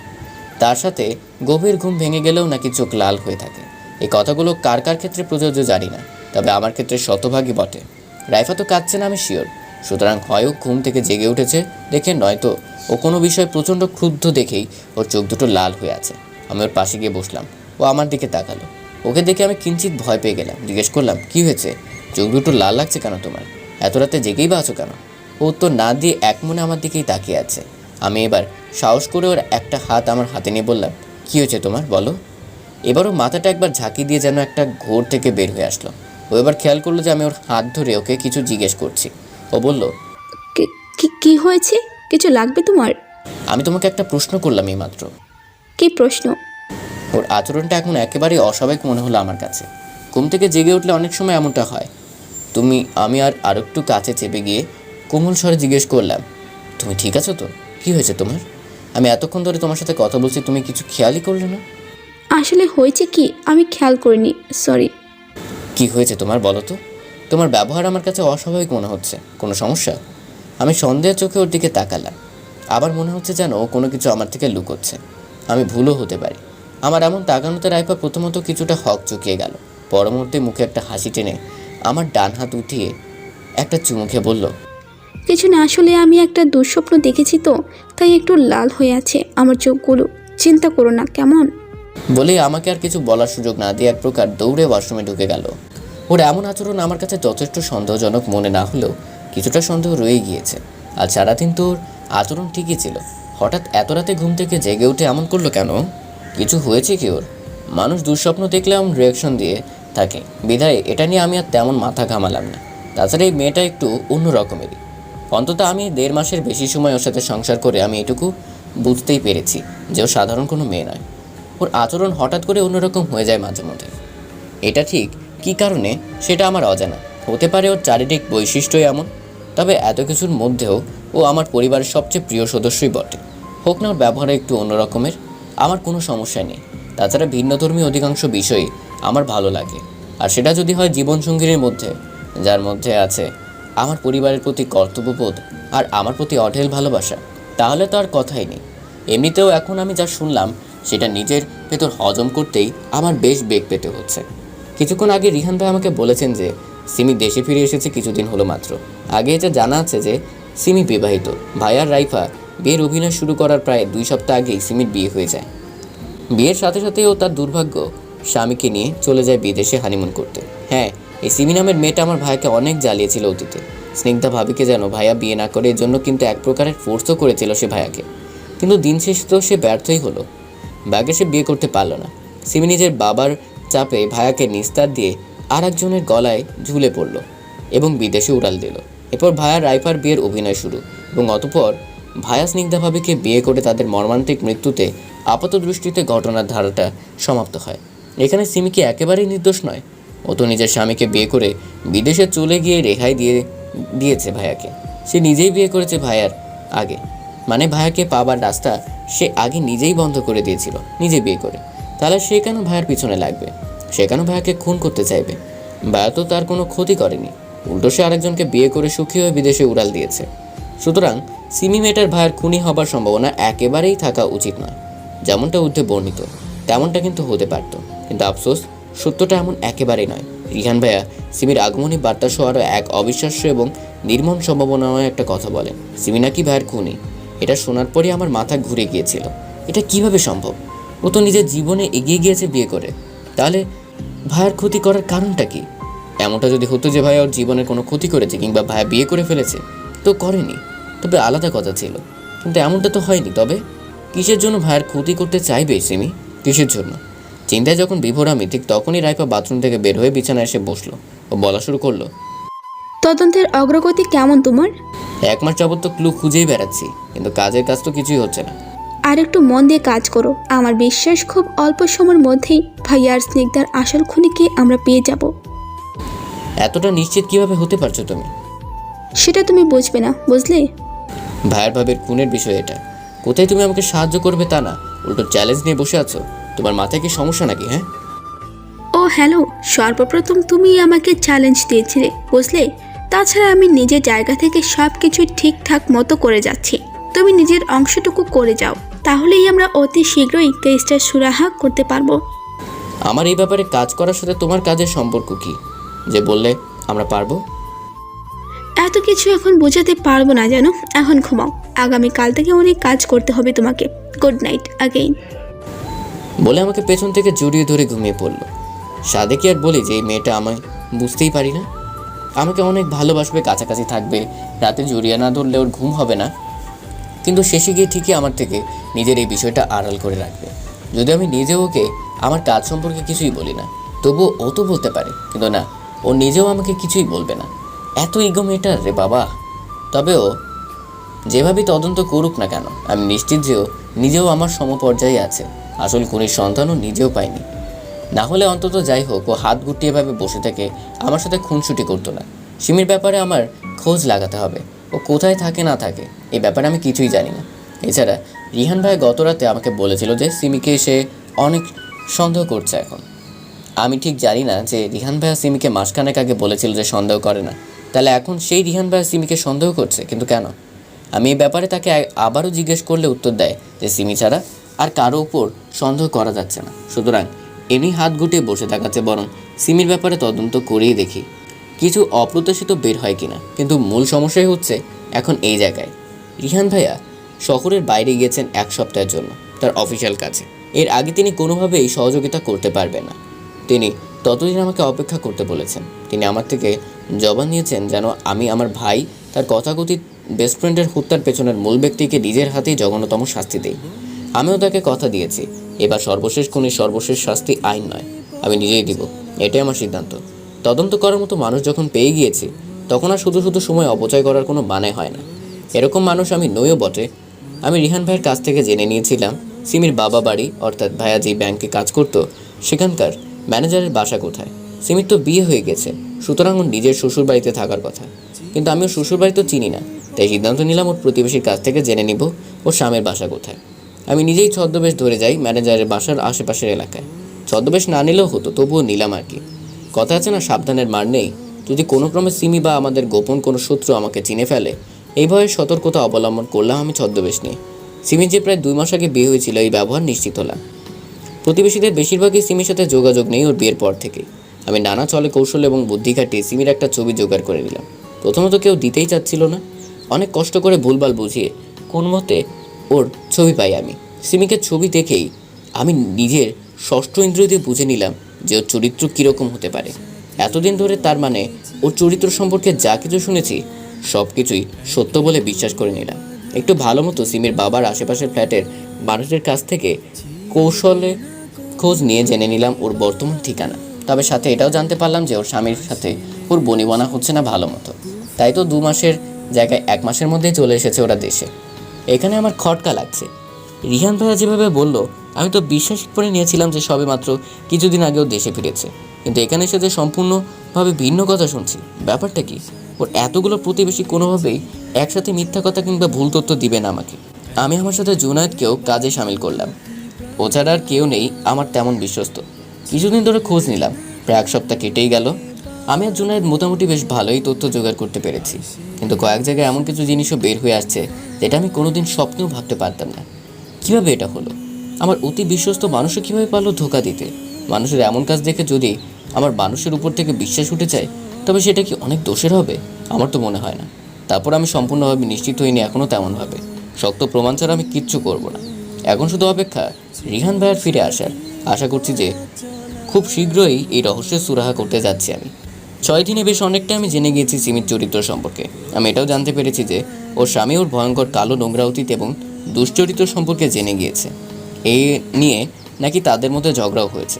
তাই দুদিন আগে সিমিকে ওর স্বামী আফজাল সাহেব ওর বাপের বাড়ি পাঠিয়ে দিয়েছে। বিষয়টা কিন্তু অবশ্যই কৌতূহলোদ্দীপক, কোনো সন্দেহ নেই। এত সন্দেহের মাঝে এই ঘটনাটা রহস্যের জটকে জটিল না করলে অনেকটাই ঝাঁঝালো করে দিয়েছে। এটা আমার ভাইয়ের খুনের তদন্ত হলেও আমি নিজেকে যথাযথ স্বাভাবিক রেখে বিষয়টা কৌতূহলের সাথে সমাধান করার চেষ্টা করছি। ভয় এবং অতি উত্তেজিত না হয়ে বরং কিছুটা কৌতূহল রেখে কোনো তদন্তের কাজ করলে অধিক ভালো ফলাফল পাওয়া যায়। অবাক করার বিষয় এই যে আমি সিমির সাথে একবারের জন্য কথা বলিনি, তবু ওর কণ্ঠস্বর চিনি। কিছুদিন আগে একটা অপরিচিত মেসেঞ্জার আইডি থেকে আমার কাছে একটা অডিও রেকর্ড এসেছিল।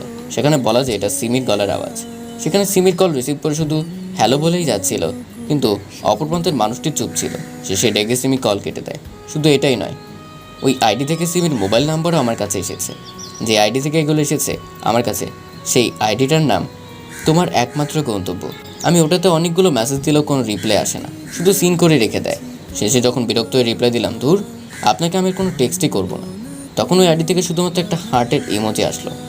আর কোনো লেনদেন হয়নি সেটা থেকে। আমি আর এই আইডি নিয়ে তেমন মাথা না ঘামিয়ে বরং সিম এবং আরেকজন সন্দেহভাজনের দিকেই মনোনিবেশ করলাম। আগামীকাল রিহান ভাই আসছে শহরে ফিরে তার বাইরের কাজ শেষে। আজ রাতটা খুবই অস্থির অবস্থায় কাটবে আমার, বুঝতেই পারছি।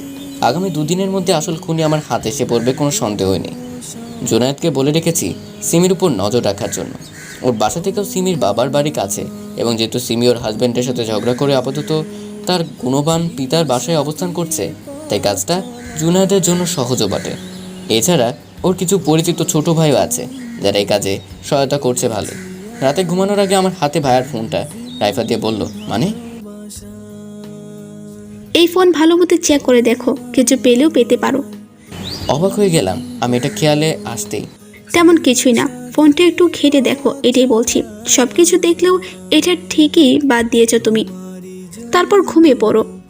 আসলেই তো ভাইয়ের ফোন চেক করার কথা তো আমি বেমালুম ভুলে গেছিলাম। এটা তো অবশ্যই গুরুত্বপূর্ণ নজির থাকতে পারে।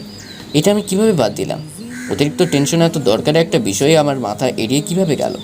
তার সাথে এটাও একটা প্রশ্ন যে রাইফাই বা কীভাবে জানলো যে আমি ভাইয়ার ফোন ঘেটে দেখিনি? আমি জিজ্ঞেস করলাম ওকে, তুমি কিভাবে জানলে যে আমি ভাইয়ার ফোন চেক করতে ভুলে গিয়েছিলাম? আমি জানি, কিভাবে জানি সেটার কৈফিয়ত আপাতত না দেই বাবু, কেমন? এটা জানার জন্য তোমার গোটা জীবন এখনও কিন্তু পড়ে আছে, বুঝলে? আগে তাড়াতাড়ি আসল খুনিকে সপ্রমাণে ধরে শাস্তি দাও, তারপর আমি সব বলবো তোমাকে। আমি ঘুমালাম, আগামীকাল অনেক কাজ আছে আমার। গুড নাইট জানো। ওর সাথে কথা বাড়িয়ে কোনো লাভ নেই। আমি অগত্যা ভাইয়ের ফোনের গ্যালারি চেক করলাম, তেমন কিছুই নেই, শুধুমাত্র স্নিগ্ধা ভাবির একার কিছু ছবি। দেখেই বোঝা যায় লুকিয়ে ছবিগুলো তুলেছে ভাইয়া, আর আছে তাদের বিয়ের সময়কার ছবি। আমার চোখ দিয়ে পানি গড়িয়ে পড়লো, তবুও আমি চোখের পানি মুছে নিজেকে সংযত করলাম। এখন স্মৃতিকাতর হওয়ার সময় নয়। তার মেসেঞ্জার চেক করেও কিছু পাইনি। তাহলে কি ফোন পাওয়ার মতো তেমন কিছুই নেই? হঠাৎ মনে পড়লো যে ভাইয়া তার ফোনে কল রেকর্ডার অন করে ডাকতো। আমি সর্বশেষ কল রেকর্ডার চেক করে দেখি ভাই একটা মেয়ের সাথে কথা বলেছিল। আরে, এটা তো সিমির গলার আওয়াজ। নম্বর মিলিয়ে দেখি যে এটা সিমির নাম্বার। তাদের কথোপকথন ছিল এরকম। ভাইয়ের ফোনের রিং হচ্ছে। ভাইয়া ফোনটা রিসিভ করলো। তোমার অসুবিধা কি বলবে একবার? বারবার কল দিয়ে কেন ডিস্টার্ব করছো আমাকে? আমি কল করব না তো কে তোমাকে কল করবে জানেমন? তুমি যে আমার একমাত্র ভালোবাসা, তোমাকেই তো আমি কল করব। প্লিজ সিমি, পাগলামি বন্ধ করো এবার। ভুলে যেও না যে তুমি বিবাহিত। আগে যা কিছু করেছো আমি কিন্তু সব কিছু ভুলে গিয়েছি। প্লিজ এবার এসব বন্ধ করে নিজেও শান্তিতে বাঁচো, আমাকে শান্তিতে বাঁচতে দাও। আমি স্নিগ্ধাকে বিয়ে করেছি আগামীকাল। একদম না, আমি কোনো সতীন সহ্য করব না। তোমার শরীরের যত চাহিদা আছে আমি একাই পূরণ করার জন্য যথেষ্ট। আমাকে শুধু একবার কাছে পেয়ে দেখো, দুনিয়ার অন্য কোনো মেয়ের দিকেই আর তাকাতে ইচ্ছে করবে না তোমার। আমি তোমার হাজব্যান্ডকে এসব বলে দেবো। ওই ফালতু জিনিসটার সাথে আমার সংসার করার এমনিতেও কোনো ইচ্ছে নাই। শুধু আব্বু ওকে বিয়ে করার জন্য জোর করেছিল, তাই বিয়ে করেছি। ও আমাকে একটুও সুখ দিতে পারে না, বেটা অকর্মা একটা। এই শালার সাথে আমি ডিভোর্সের ব্যবস্থা করে ফেলতে এক পায়ে খারাপ। তুমি শুধু একবার বললেই এই অকর্মটাকে লাথি মেরে বিদায় করে তোমাকে আপন করে নেব। আমার মনের চেয়েও বেশি আমার শরীরে যে তোমাকে একেবারে চিরকালের মতো আপন করে পাবার জন্য আর অপেক্ষা করতে পারছে না। খুব শীঘ্রই একেবারে এসে পড়ো না আমার কাছে। চিরদিনের মতো আমার দেহের জ্বালা মিটাবার দায়িত্ব নাও না গো। আমি তোমাকে অনেক ভালোবাসি, তোমাকে আমি নিজের করে নেবই ডার্লিং। ছি, এসব বলতে তোর একবারের জন্য লজ্জা করলো না? এনাফ, আমি আর সহ্য করবো না তোর এইসব। তুই একটা নষ্ট মেয়ে, বুঝলি? আর কোনোদিন আমাকে ফোন দিস না। পারলে আর কারো জীবন নষ্ট করার আগেই মরে যা। অন্তত এতে একটা ক্ষতিকর পদার্থ কমে যাবে এই পৃথিবী থেকে। শেষবারের মতো বলছি, আমাকে বিয়ে করবি কিনা বলো। তোকে বিয়ে করার চেয়ে একটা পতিতাকেও বিয়ে করা 1000 গুণ ভালো। তারা অন্তত বাধ্য হয়ে টাকার জন্য খারাপ কাজটা করে, কিন্তু তুই কি নিজের শরীরের চাহিদার জন্য নিজেকে ড্রেনের চেয়েও নোংরা কাজ করেছিস? এতই যখন তোর চাহিদা, নিজের গুণতার বাপকে বলে আগে বিয়ে করতে পারলি না? ধরে নিলাম বিয়ের আগে যা কিছু করেছিস সব কিছু মাপ, কিন্তু তুই তো বিয়ের পরেও শুধরালি না। না, তোর মতো মেয়ে কোনোদিন শুধরাবে না।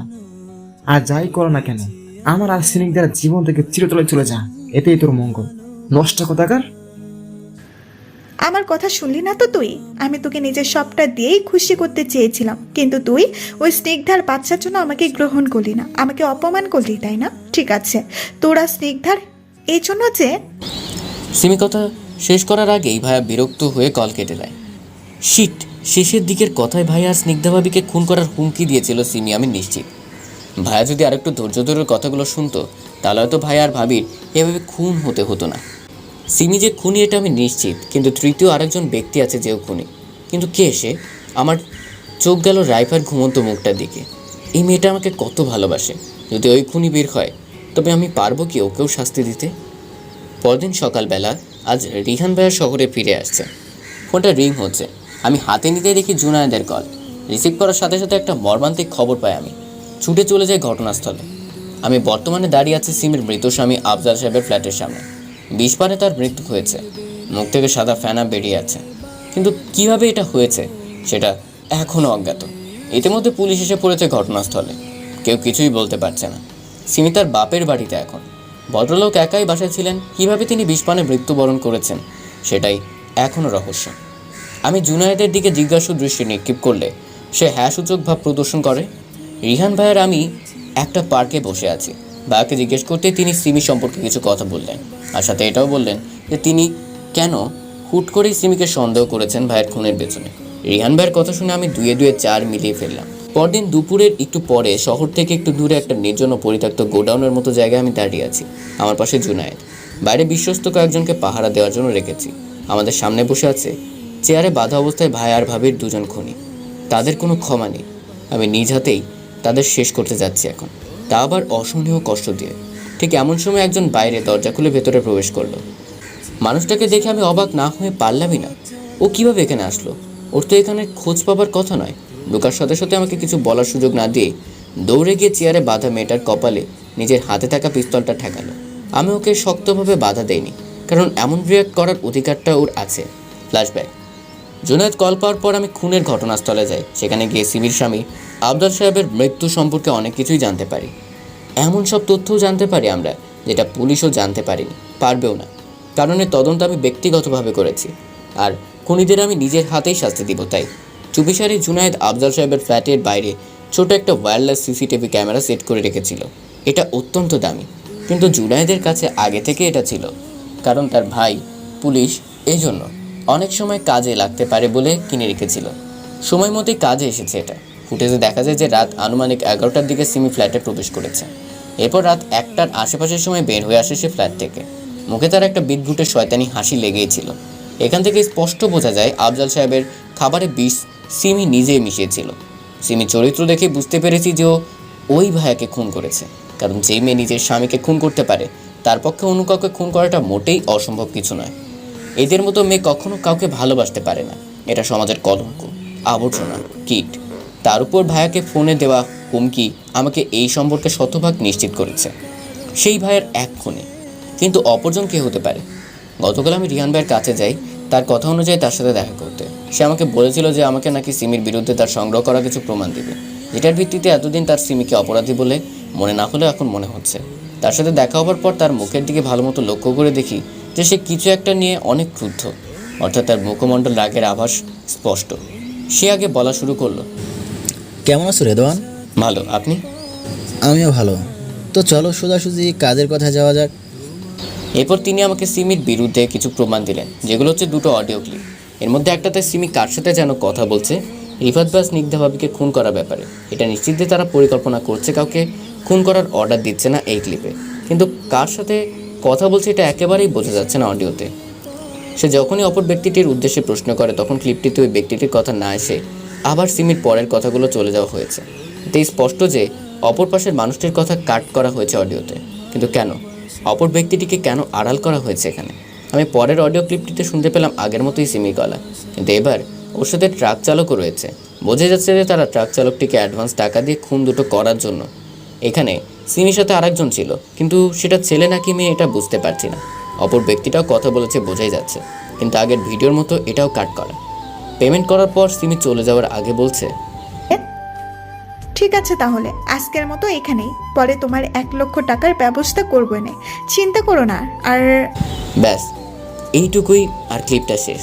অপরাধীর নামটা মুখে নিতে নিতেও আর নিল না, সে তার আগেই অডিও শেষ। যে ভিডিওটা এডিট করেছে সে এখানে সামান্য ভুল করে অপরাধীর নামের প্রথম অক্ষরটা বাদ দেয়নি, কিন্তু তাতে ওই ব্যক্তির তেমন অসুবিধা হয়নি মনে হয়। আমি তো বুঝতেই পারলাম না যে কে হতে পারে ওই মানুষটা। 1 সেকেন্ড, রদিও তো রাইফাও হয়, তবে কি? আমি তৎক্ষণাৎ রিহান ভাইকে জিজ্ঞেস করলাম যে এই দুটো অডিও ক্লিপ কোথা থেকে পেয়েছেন উনি বললেন যে এগুলো তার মেসেঞ্জারে কিছুদিন আগে কেউ নাকি পাঠিয়েছে একটা অ্যানোনিমাস আইডি থেকে। সেটা নিয়ে তিনি তেমন একটা অনুসন্ধান করেননি কিংবা করার প্রয়োজন বোধ করেননি। পাওয়া মাত্রই আমাকে 1 সপ্তাহ আগে বলেছেন এটার সম্পর্কে। আমি আর তখন বেশি একটা কথা বাড়াই না। আমি বুঝতে পারি যে এখন সিমিকে ধরার সময় এসে গিয়েছে। ওকে ধরলে ওর পাশাপাশি আরেকজন যে খুনি আছে তার সন্ধানও পাবো। এটা ভেবেই আমি রিহান ভাইয়ের কাছ থেকে বিদায় নিই। এখন একটাই কাজ, ওই সিমিকে যেভাবেই হোক আমাদের ধরতে হবে বা সোজা বাংলায় অপহরণ করতে হবে। কিন্তু কোথায় রাখবো ধরে, বা অপহরণ বা কীভাবে করব? এসবের বন্দোবস্ত করতে করতে সেদিন পেরিয়ে যায়। আমরা আমাদের কিছু বিশ্বস্ত সহযোগী নির্ণয় করি এবং শহরের থেকে কিছুটা দূরে একটা পরিত্যক্ত গোডাউন ঠিক করি অপহরণ করা খুনিদের রেখে নিজের হাতেই তাদের শাস্তি দেওয়ার জন্য। দ্বিতীয় খুনি তো রাইফাও হতে পারে, ও যদি হয় তবে ওকে কি ভাইয়ের খুনির অপরাধে ক্ষমা করে দিব? না, কোনোদিনও না। আমার ভাইয়ের কোনো খুনি ছাড়া পাবে না আমার হাত থেকে, সেটা যেই হোক না কেন। গতকাল রাতে রাইফাকে কিছুটা খুশি খুশি মনে হয়েছিল আমার কাছে। এতটা খুশি খুব কমই দেখেছি ওকে আমি।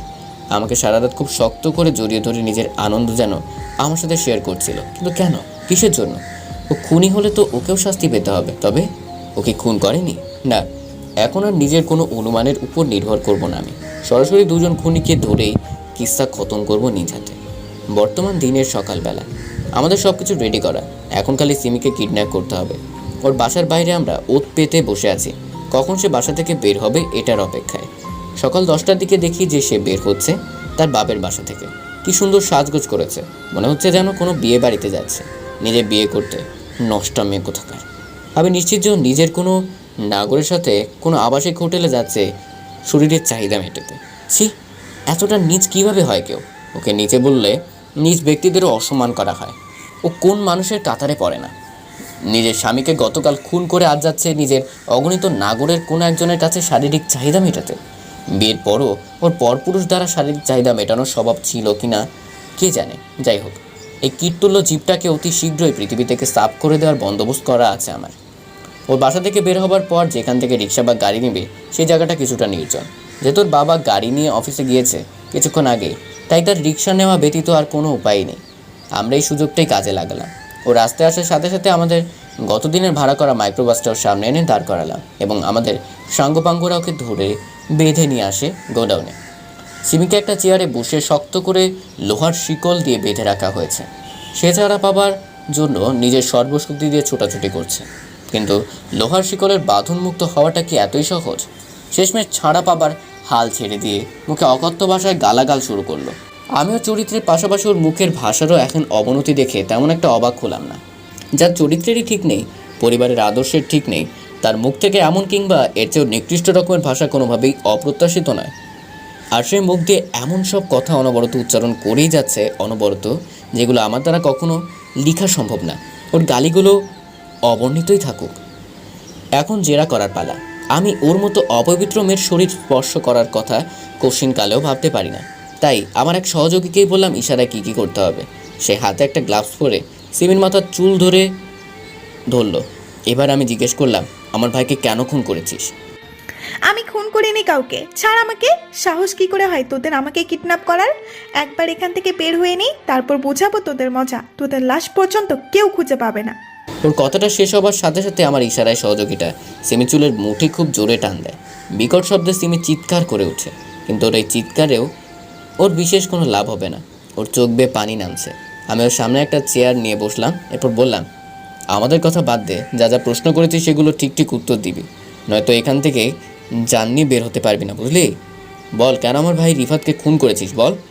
আমার কথা এবারও কিছুটা ভয় পেয়ে গেল। বলল, আমি রিফাতকে ভালোবাসতাম। ও দুজনের 2 বছর ধরে ঘোরার পরেও রাজি হয়নি, আমাকে বিয়ে করেনি। আমাকে বিয়ে না করে বিয়ে করেছিল ওই জারস স্নিগ্ধাকে। অবশ্য বাবা জোড়াজুড়িতেই আমি ওর আগে বিয়ে করে ফেলি। সাথে রিফাতও রাজি হচ্ছিল না আমাকে বিয়ে করতে, কিন্তু রিফাতের বিয়ের আগের দিন পর্যন্ত আমি ওকে বলি আমাকে বিয়ে করতে। আমি আমার স্বামীকে ডিভোর্স দিয়ে দেব, কিন্তু ও রাজি হয় না। তাই এই জন্য খুন করে দিলি আমার ভাইটাকে?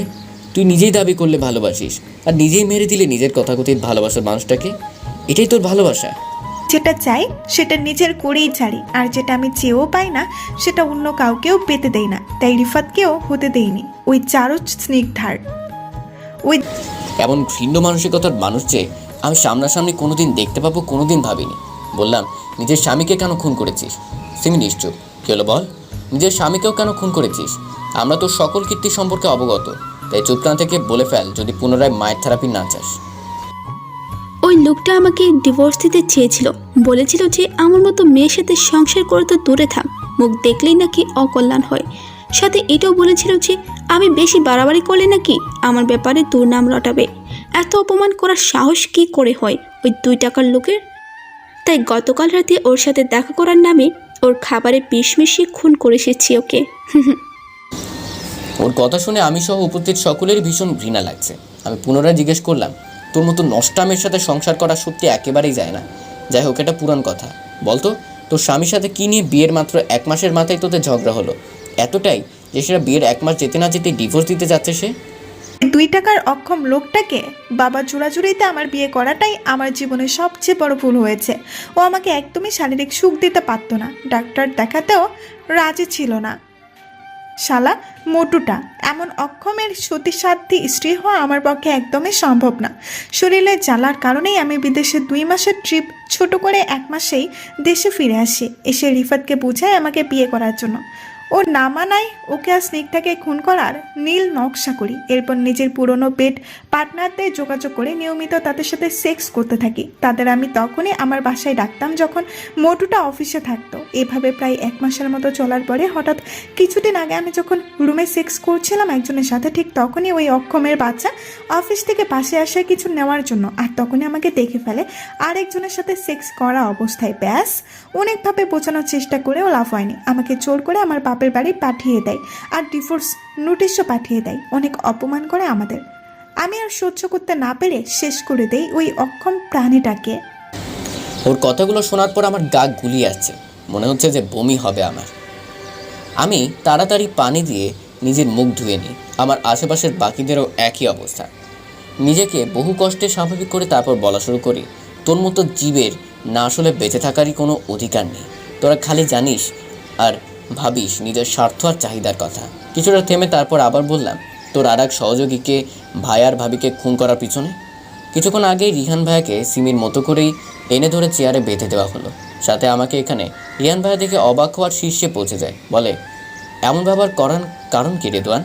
আমাকে তাকে বলতে না দিয়ে আমি বললাম, থামেন এবার, আমি সব জেনে গেছি। এবার বলেন তো, কেন করলেন খুন আমার ভাই আর ভাবিকে? বিশ্বাস করো, আমি কিছুই করিনি। এই সিমি আমাকে ফাঁসাতে যাচ্ছে। আমি তো চুপ, একদম চুপ, আর একটাও কথা বলবি না। ভালো মতো কথা বলে কোনো লাভ নেই তোদের সাথে, বুঝতে পেরেছি। বলেই হাতে একটা লোহার রড নিয়ে লাগিয়ে দিলাম রিহানের 2 হাতে 2 ঘা। চিৎকার করলো সে ব্যথায়, কিন্তু কোনো লাভ নেই। আবার যেই আর একটা বাড়ি দিতে নিব, ঠিক তখনই সে বলে উঠল, প্লিজ আর মেরো না, আমি সব বলছি তোমাকে। বল। রডটা পাশে রেখে বললাম, আমার বেস্ট ফ্রেন্ড ছিল রিফাত, এটা ঠিক, কিন্তু আমি স্নিগ্ধাকে ভালোবাসতাম। আমি অনেকবার প্রপোজ করার পরও অ্যাকসেপ্ট করিনি। শেষমেশ ও রিফাতকে বিয়ে করার সিদ্ধান্ত নেয়, তাই আমি ওর সাথে সাথে রিফাতকেও মেরে ফেলি। স্নিগ্ধা আমার হবে না তো আর কারোই হতে পারে না। রিফাতকে মারার কারণ ও আমার কলেজার দিকে হাত বাড়িয়েছিল, ওকে বিয়ে করেছিল। যদিও কোনোদিনও জানতো না যে আমি স্নিগ্ধাকে ভালোবাসি, তবুও ওকে শেষ করে দিলাম। আমার ভালোবাসা মানুষকে বিয়ে করার চূড়ান্ত শাস্তি এটা ওর। আমি পুনরায় জিজ্ঞেস করলাম, তো সিমির সাথে কিসের সম্পর্ক? ওর সাথে যখন প্ল্যান করে খুন করেছিস আমার ভাই ভাবিকে, তাহলে ওকে একাই ধরা খাওয়াতে চেয়েছিলি কেন? অডিও ক্লিপ দুটো তুই রেকর্ড করেছিলি ওর সাথে থাকাকালীন, আর সেগুলো জায়গা মতো কাট করে নিজের কথার অংশটুকু বাদ দিয়ে আমাকে শুনিয়েছিলি। অপর পাশের ব্যক্তিটা তুই ছিলি। বল, কেন সিমকে ফাঁসাতে চেয়েছিলি? রিহান বলতে লাগলো, আমি আর সিমি হলাম বেড পার্টনার্স। 5 বছর ধরে আমরা করে আসছি, এটাই আমাদের সম্পর্ক। আর যখন দেখলাম যে আমাদের ভালোবাসার মানুষ ধরে সম্পূর্ণভাবে আমাদের হাতছাড়া হয়ে গিয়েছে, তখনই আমরা এই সিদ্ধান্ত নেই তাদের দুজনকেই শেষ করে দেওয়ার। 2 লক্ষ টাকা যেটা ওই ট্রাক চালককে দেওয়া হয়েছে, সেটার মধ্যে 1 লক্ষ টাকা আমি, আর বাকি 1 লক্ষ টাকা দেওয়ার কথা সিমির। কিন্তু সিমি ওই মুহূর্তে তখন বলে যে ওর কাছে টাকা নেই একেবারেই। আমি যেন তার 1 লক্ষ টাকাও দিয়ে দিই। পরে আমাকে আমার 1 লক্ষ টাকা ফিরিয়ে দেওয়ার প্রতিশ্রুতিও দেয়। তাই বাধ্য হয়ে আমার একারই সেই মুহূর্তে নিজের পকেট থেকে ট্রাক চালকটাকে 2 লক্ষ টাকা দিতে হয়। আমি সিমির চৌধুরী সম্পর্কে এত বছরের শারীরিক সম্পর্কের জন্য কাছাকাছি আসার দারুণ বেশ ভালোই একটা ধারণা অর্জন করতে পারি। ওর বিশ্বাসঘাতকতা করার প্রবণতা অনেক বেশি, তাই ওর বিরুদ্ধে 2টো অডিও ক্লিপ প্রমাণ হিসেবে ধারণ করি এবং এডিট করি, যাতে ও আমাকে টাকা ফেরত না দিয়ে বিশ্বাসঘাতকতা করলে ওকে ধরিয়ে দিতে পারি। হয়েছেও সেটাই। ও রিফাত আর স্নিগ্ধা খুন হওয়ার পর আমাকে টাকা দিতে অস্বীকার করে। 1 মাস ওকে নানাভাবে জোর করে, কিন্তু কোনো লাভ হয় না। তাই ওকে এই 2টো অডিও ক্লিপের মাধ্যমে ফাঁসিয়ে দিতে মন স্থির করি। ওর কিন্তু আমার বিরুদ্ধে কোনো প্রমাণই ছিল না। আমি তোমাকে আগেই বলেছিলাম তুমি যেন ওকে নিজের হাতে শাস্তি দাও, পৈশাচিকভাবে। ফলে ও নিজের বিশ্বাসঘাতকতার শাস্তি এভাবে পেয়ে যাবে, আর আমারও নিজের 1 লক্ষ টাকার শোক তোমার হাতে ও নির্মম মৃত্যুর হাতে। কিন্তু আমি ঘৃণাক্ষরেও ভাবিনি যে আমি নিজেই ধরা পড়ে যাব। প্লিজ আমাকে মাফ করে দাও, আমি আর কোনোদিন এমনটা করব না। আমার বদলে সিমিকে মারো আর আমাকে ছেড়ে দাও প্লিজ। ব্যাস, সমস্ত কিছু একদম ক্লিয়ার হয়ে গেল আমাদের কাছে। আর বাকি রইল ক্ষমা করার কথা। ঠিক সময় একজন গোডাউনে প্রবেশ করলো। বর্তমানে সেই ব্যক্তিটা আর কেউ নয়, আমার বিবাহিত স্ত্রী রাইফা। সে ঢুকেই কাউকে তোয়াক্কা না করে সোজা সিমির কপালে নিজের পিস্তল ঠেকালো। কেন তুই খুন করেছিস? বল বল, কেন তুই খুন করেছিস? আমার কলেজের বান্ধবী তোর কি ক্ষতি করেছিল রে, যে তুই ওর প্রাণটা নিয়ে নিলি, সাথে আমার এক ভাইকেও মেরে ফেললি? তোদের মতো জীবের বেঁচে থাকার কোনো অধিকার নেই।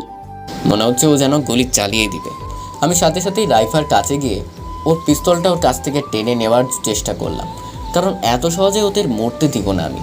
কিন্তু রাইফা নাছর বান্দা, ও হাত থেকে ছাড়ছি না পিস্তলটা। শেষমেশ আর কোনো উপায় না পেয়ে ওকে বুকে নিয়ে উপস্থিত সকলের সামনে জড়িয়ে ধরি। সাথে সাথে ও ছোটাছুটি বন্ধ হয়ে যায়।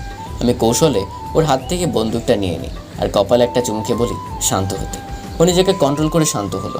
আমরা এখন সকলেই রিহান আর সিমির রক্তাক্ত বেঁধে রাখা শরীরে কোনো মতে প্রাণ থাকা অবস্থায় জীবিত আছে।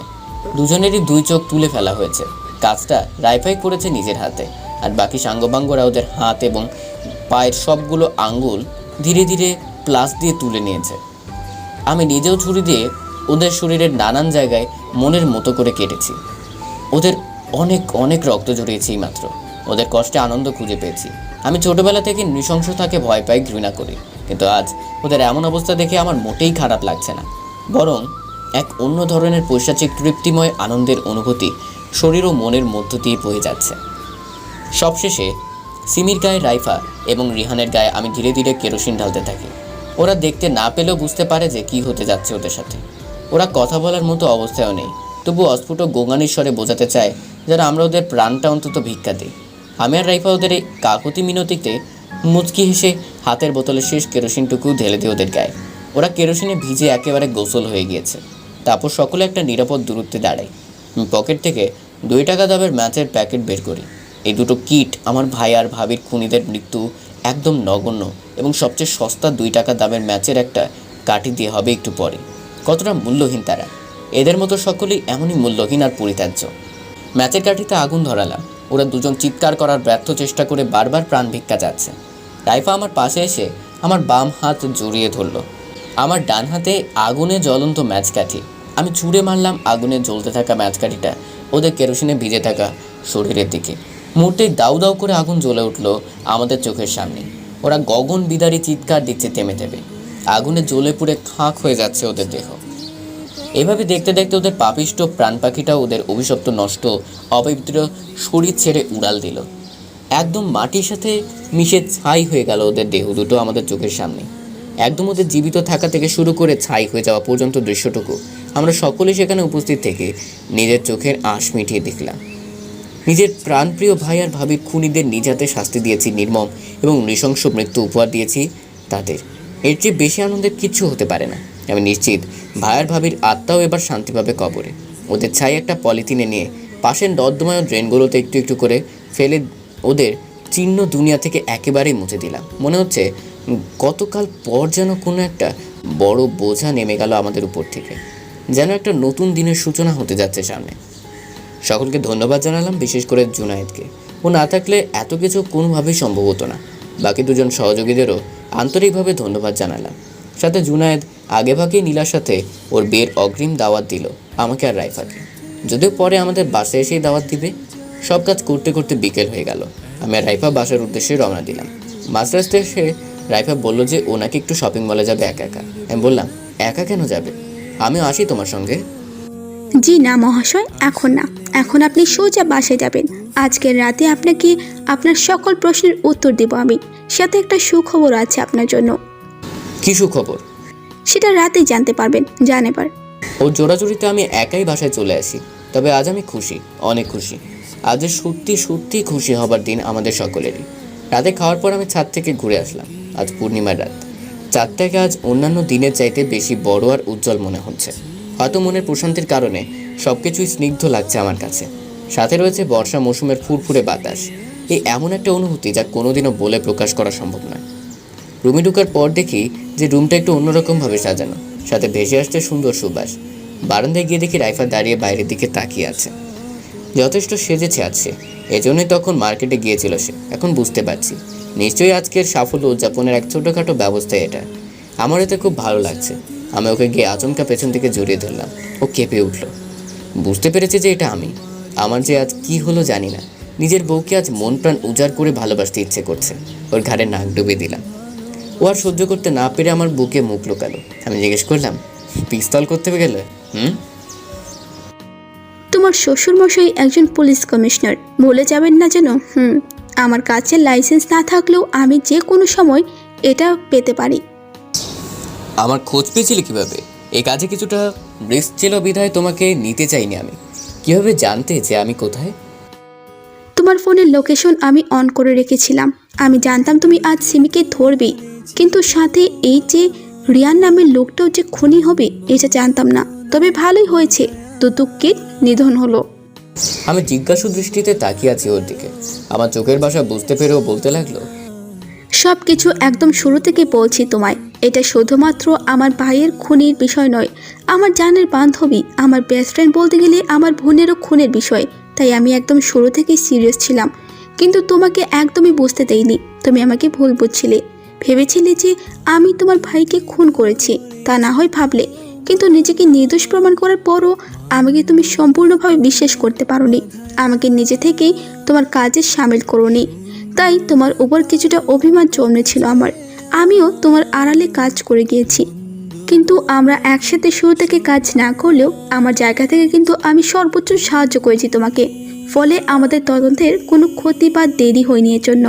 কিছুক্ষণ পর আরো শক্ত করে জড়িয়ে ধরে বলল, আমি সরি রেড, কিন্তু আমাকে অনেক খারাপ লাগতো যখন তুমি নিজের কোনো কিছুই আমার সাথে শেয়ার করতে না, অবিশ্বাস করতে, ভালোবাসতে না।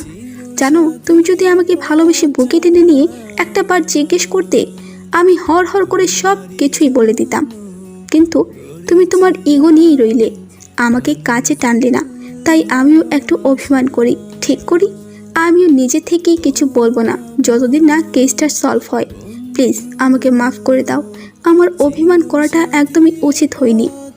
আমি ওর মাথায় হাত বুলিয়ে দিয়ে বললাম, দোষটা এখানে সম্পূর্ণভাবে আমারই, তাই ক্ষমা চাওয়া উচিত আমার। তুমি কেন ক্ষমা চাইছো? জানো, তুমি যা যা করতে সব কিছুতেই জুনাইদ ভাইয়াকে রাখতে, আর জুনাইদ ভাইয়া নীলাকে সব কিছু বলতো। নীলা তো আমার আরেক বেস্ট ফ্রেন্ড, জানোই তো। সুতরাং সব কিছুই আমি আগে ভাগে জেনে যেতাম।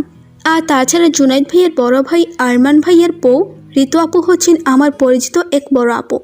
ট্রাক চালক খুনিটার কথা, তোমার সেদিনের মারামারি করে আঘাত পাবার খবরটা আমি তাদের থেকেই জেনেছিলাম। এরপর 1 মাসের মতো কেটে যায়, আমাদের তদন্তের কাজ এগোয় না। কিন্তু সেদিন রাতে তুমি রেহানের সাথে যা যা কথা বলছিলে সব শুনে ফেলেছিলাম আমি। তাই তো তখন আমাকে রাগান্বিত মনে হচ্ছিল, সিমিকে খুন করতে মন চাচ্ছিল আমার। এরপর সিমির মোবাইল নম্বর আমার আব্বুর পরিচিত প্রভাবশালী আঙ্কেলদের দিয়ে জোগাড় করি। ওকে ফোন দিয়ে ওর গলার আওয়াজ রেকর্ড করে তোমাকে পাঠাই, তোমার একমাত্র গন্তব্য আইডি থেকে। নামটা সুন্দর দিয়েছি না? সত্যি সত্যি কিন্তু আমি তোমার প্রথম এবং শেষ গন্তব্য। অন্য কোনো মেয়ের দিকে তাকালেও কিন্তু আমি তোমাকে খুন করে নিজে মরবো বলে দিলাম। সব কিছুই আমার কাছে আজ একদম সূর্য দিনের মতো পরিষ্কার হয়ে গেল। এমন সাহসী এবং যোগ্য স্ত্রী পেয়ে নিজেকে সত্যিই ধন্য মনে হচ্ছে। কিন্তু এখন একটা জিনিস জানা বাকি। রাইফার মুখ আমার বুক থেকে তুলে জিজ্ঞেস করলাম, সব কিছু তো বুঝলাম গো বউ, কিন্তু একটা সুখবর না দেওয়ার কথা ছিল তোমার। আমার কথা শুনে রাইফার লজ্জা পেয়ে গেল। সাথে সাথে আমার বুকে নিজের মাথা আবারও শক্ত করে গুজে দিয়ে ফিসফিস করে বলল, তুমি বাবা হতে চলেছো। কথাটা শোনা মাত্রই এক অবর্ণনীয় অনুভূতির জোয়ার প্রবাহিত হলো আমার শরীর দিয়ে। প্রত্যেক ছেলেই বাবা হওয়ার সংবাদ শুনে নিশ্চয়ই এমনটা অনুভব করে। আমি পরম আবেশে চোখ বন্ধ করে রাইফাকে নিজের সাথে আরও শক্ত করে জড়িয়ে ধরলাম। কিছুক্ষণ পর হুট করে ওকে আমি কোলে তুলে নিলাম। এই করছো কি তুমি? হ্যাঁ, নামও বলছি।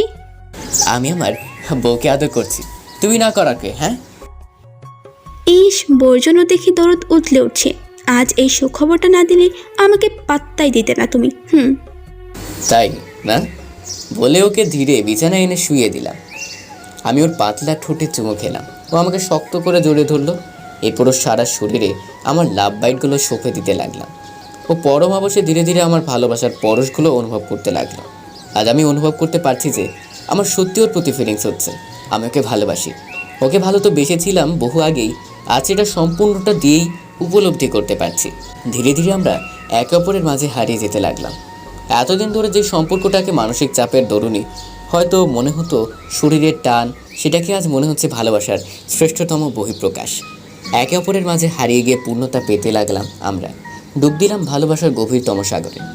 8 মাস পর হাসপাতালের উটির সামনে দাঁড়িয়ে আছি আমরা দুই পরিবারের সকলেই। ডাক্তার বলেছেন রোগী একদম নর্মাল কন্ডিশনে, তবু কিছুটা আশঙ্কা তো রয়েই যায়। কিছুক্ষণের মধ্যেই ডাক্তার বের হয়ে বললেন যে আমি কন্যা সন্তানের জনক হয়েছি। মার বাচ্চা দুজনকেই বেডে দেওয়া হয়েছে। সকলে চলে যায় ভিতরে আমার মেয়েটাকে দেখতে। আমি সকলের পরে যাব বলে মনস্থির করি। বাবা হওয়ার পর এমন এক অনুভূতি হচ্ছে আমার, যেটা কাউকে মুখে বোঝানো সম্ভবই নয় কোনো দিন। সকলে কিছুক্ষণের মধ্যে বের হয়ে আসে, বলে যে আমাকে নাকি ডাকছে মামে দুজনেই। আমি ভিতরে ঢুকে দেখি যে রাইফা চোখ বন্ধ করে মিটিমিটি হাসছে। পাশের বেডে আমার ছোট্ট ফুটফুটে মেয়েটা শুয়ে আছে। আমি রাইফার সাথে কথা না বলে মেয়েকে কোলে নিলাম। কি সুন্দর হয়েছে মেয়েটা দেখতে। মুখের আদল পুরোই ওর মায়ের মতো পেয়েছে, শুধু চোখ দুটো আমার মতো তীক্ষ্ণ। খেয়াল করলাম যে ও ছোট ছোট চোখ দিয়ে আমার দিকে তাকিয়ে আমাকে পর্যবেক্ষণ করছে। বুঝে গেল নাকি যে আমি ওর বাবা। কিছুক্ষণ ওকে কোলে নিয়ে আদর করে কয়েকটা চুমু দিয়ে পুনরায় বিছানায় শুয়ে রাইফার কাছে গিয়ে বসলাম। ও মুখ ঘুরিয়ে নিল। আমি কান ধরে সরি বললাম ওর সাথে প্রথমেই কথা না বলার জন্য। ও বলল, এত সুন্দর একটা পরে গিফট করলাম তোমাকে, বিনিময়ে ভালোবাসি বলবে না? বলো এক্ষুনি। কেন বলবো? আমার কথায় রাইফা আবারও ঠোঁট বাকি অন্যদিকে মুখ করে তাকালো। আমি তখন ওকে বুকে জড়িয়ে ধরে বললাম, ভালোবাসি ভালোবাসি ভালোবাসি, অনেক ভালোবাসি আমার রাইফা পরিটাকে। তারপর আমাদের মেয়ের দিকে ইশারা করে সাথে আমাদের পিচ্ছি পরিটাকেও। সত্যি? কোনো সন্দেহ আছে? রাইফা আমার বুক থেকে মাথা উঠিয়ে আমার নাকের সাথে নাক ঘেঁষে হাসি দিয়ে বলল, নেই। আমি আর রাইফা একে অপরকে জড়িয়ে ধরে বসে আমাদের মেয়ের দিকে তাকিয়ে আছি। মেয়েটাও দেখি মাঝে মধ্যে আর চোখে তাকাচ্ছে আমাদের দিকে। এটা খেয়াল করলেই আমি আর রাইফা হেসে দিলাম।